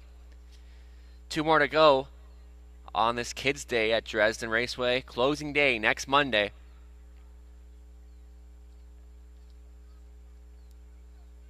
Starting car picks up speed. And they're rough and pacing. 1-2 here. Dirtiest Piglet and Silver Clay Special now. And Dirtiest Piglet goes right out for the lead. But on the outside, here comes Psychopath and Johnny Hahn. Got the pedal to the metal here. So Psychopath and Silver Clay Special not content, and Silver Clay Special now sweeps up and will reach the pylons now for Garrett Rooney on hold in second as Psychopath. 30th Piglet gets away in third. Hawk in Flight racing from fourth. Your back markers are Sand Walker and Blueberry Crush. 29-1 was the opening quarter, courtesy of Silver Clay Special. Wants the front today, and this 3-year-old daughter of Dally leads the charge by 4 open lengths. Psychopath tries to off stride in the back. Oh, we got a horse down. This no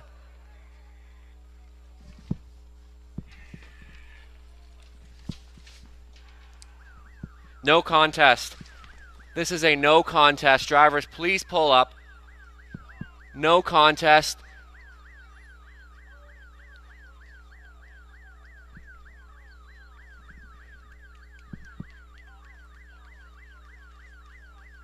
Once again, no contest.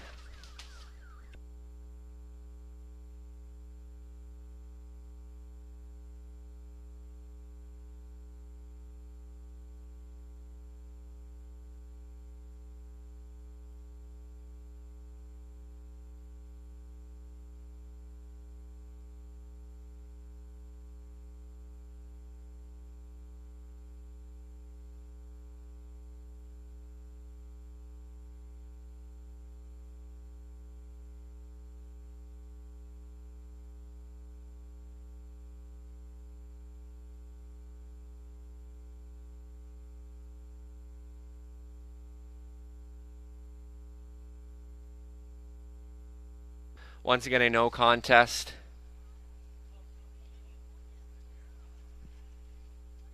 Fans can just continue to stay behind the fence here as we get everything sorted away. Thank you for your patience.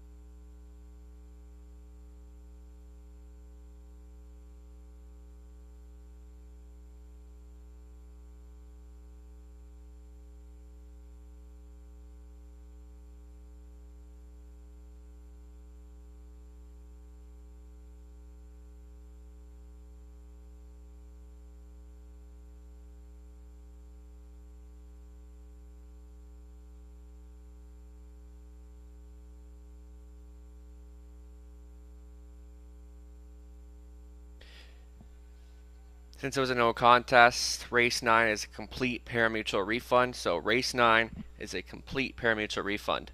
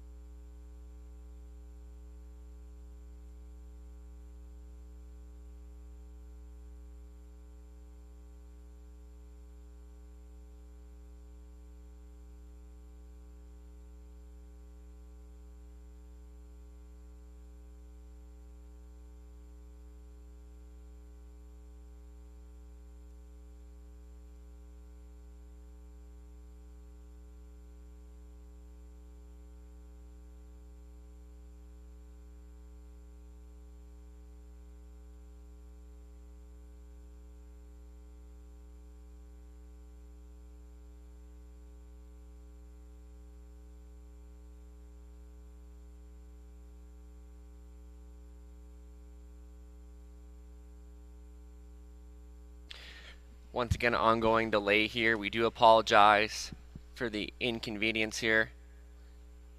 I'll keep everyone updated as much as possible. We thank you for your patience at this time.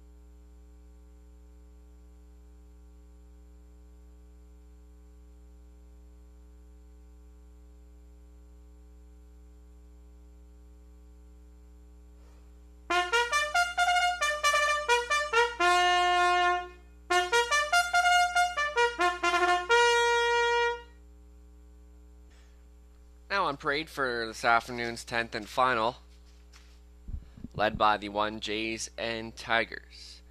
It'll be Elfie Carroll on here for owner trainer Diana McIntosh. The 2 is Scratch. Number 3, Come On Barney. It's Rob Doyle at the controls here for Diane Sylvester. Dwayne May is the trainer. Number 4, Belichick, is owned, trained, and driven by Donnie Rankin Jr., partners with Melissa Gambling. We're going to look at that one right there.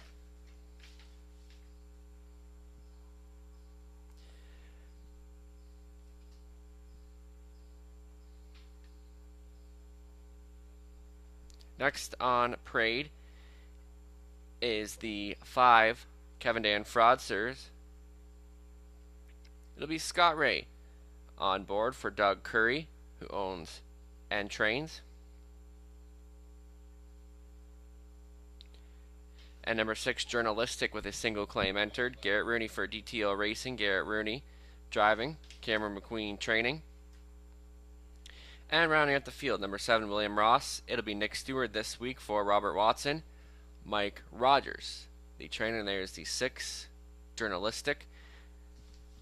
Win Play Show, Exacta Try, Superfecta Wagering. We're catching back up here with Robert Reed Jr., and it's been a rough day, that's for sure. Yeah, definitely. That day we expected, right? A couple of no contests, and obviously, what happened last race as well. Not what we want to see on a day at the race at Dresden here, but we still got to finish off the day, right, with race number 10. Yeah, and 6-horse field here, and I just think Journalistic is too tough to go against. I mean, you got the claim entered, going for 6 wins in a row. It just makes it a very tough spot to go try and beat him. Yeah, you know what, the thing is that Journalistic, he's a horse that, like a lot of horses we talk about, Nathan, that when they kind of get confident, they swell up, and he especially swells up on the engine. He's a horse that gets really, really brave on the lead, and I don't see this race going any other way than him kind of forcing himself to the front, against one like Jays and Tigers, and he deserves every bit of the 3 to 5 status right now. Plus, he's claimed the killer combo of Garrett Rooney and Cam McQueen, and you've won 5 in a row for a reason, right? So the clear one to beat, and he'll likely be odds on at post time. And I think if there's one to beat him, it would be the 1 Jays and Tigers. He looks good on post parade right now, looking sharp.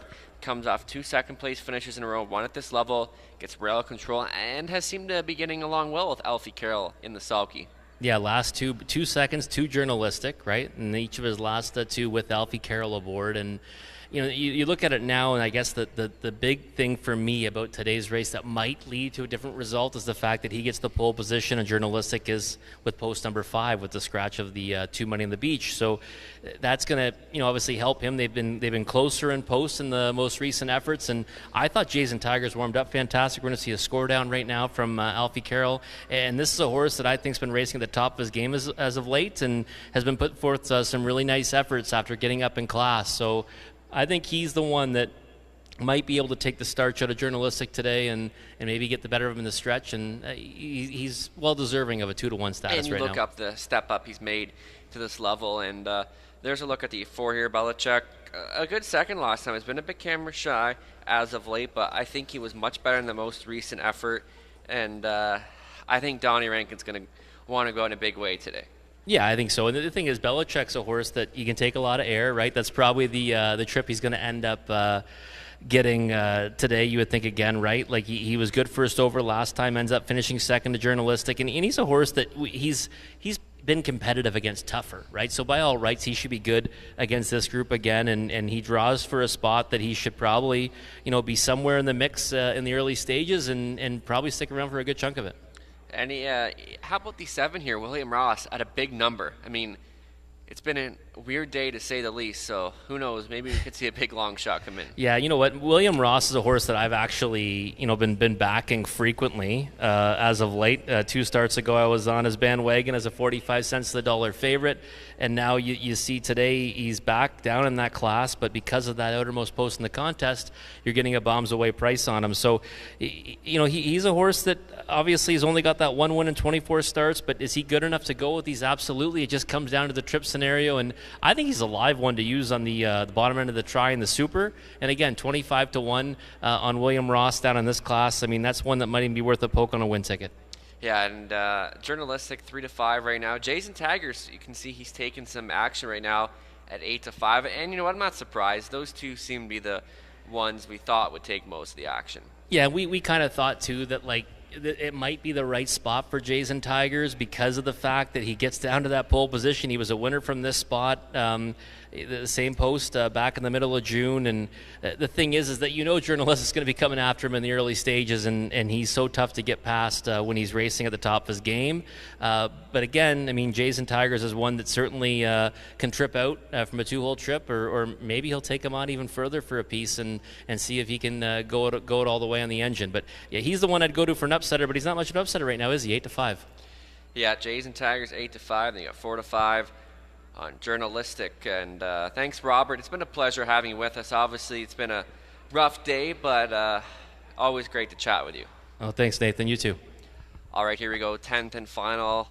Only 1 week left. Next Monday, the Civic Holiday, will be racing Monday instead of Sunday for closing day. It's also Black Heritage Day at the races. So see you next Monday. But for now, we got the 10th and final for the Mario's Pizza Plus Pace, Jays and Tigers. Come on, Barney Belichick. Kevin Dan Fraudster's journalistic. On the outside is William Ross.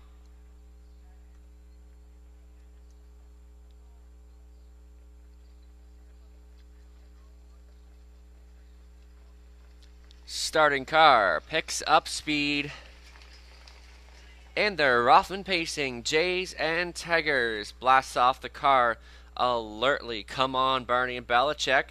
Off stride goes the 4, Belichick, Jays, and Tigers. Showing the way by 4 expanding lengths. And come on, Barney. And parked in the early going is journalistic. Then Kevin Dan Fraudsters, William Ross, and Belichick. After that early miscue, regroups quickly. So Jays and Tigers to front this field by a length and a half. Journalistic, the claimed horse, looks to drop into the pocket. Come on, Barney looks at it from third.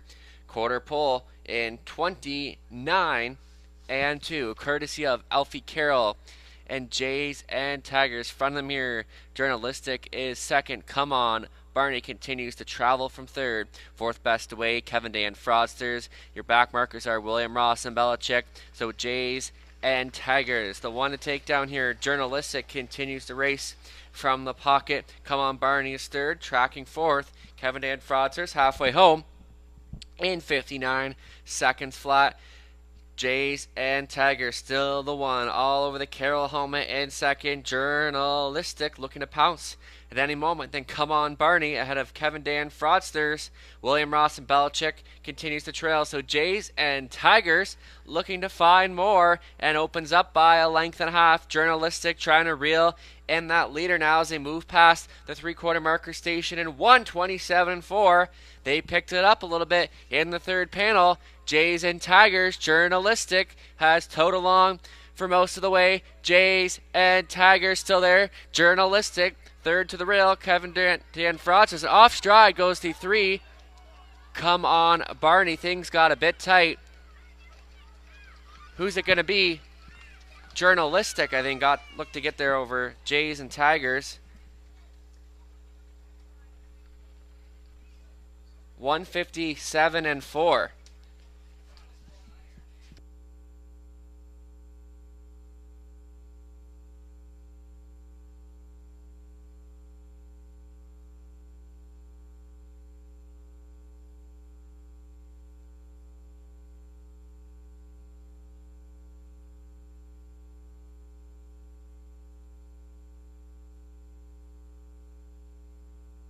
Journalistic makes it 6 wins in a row here.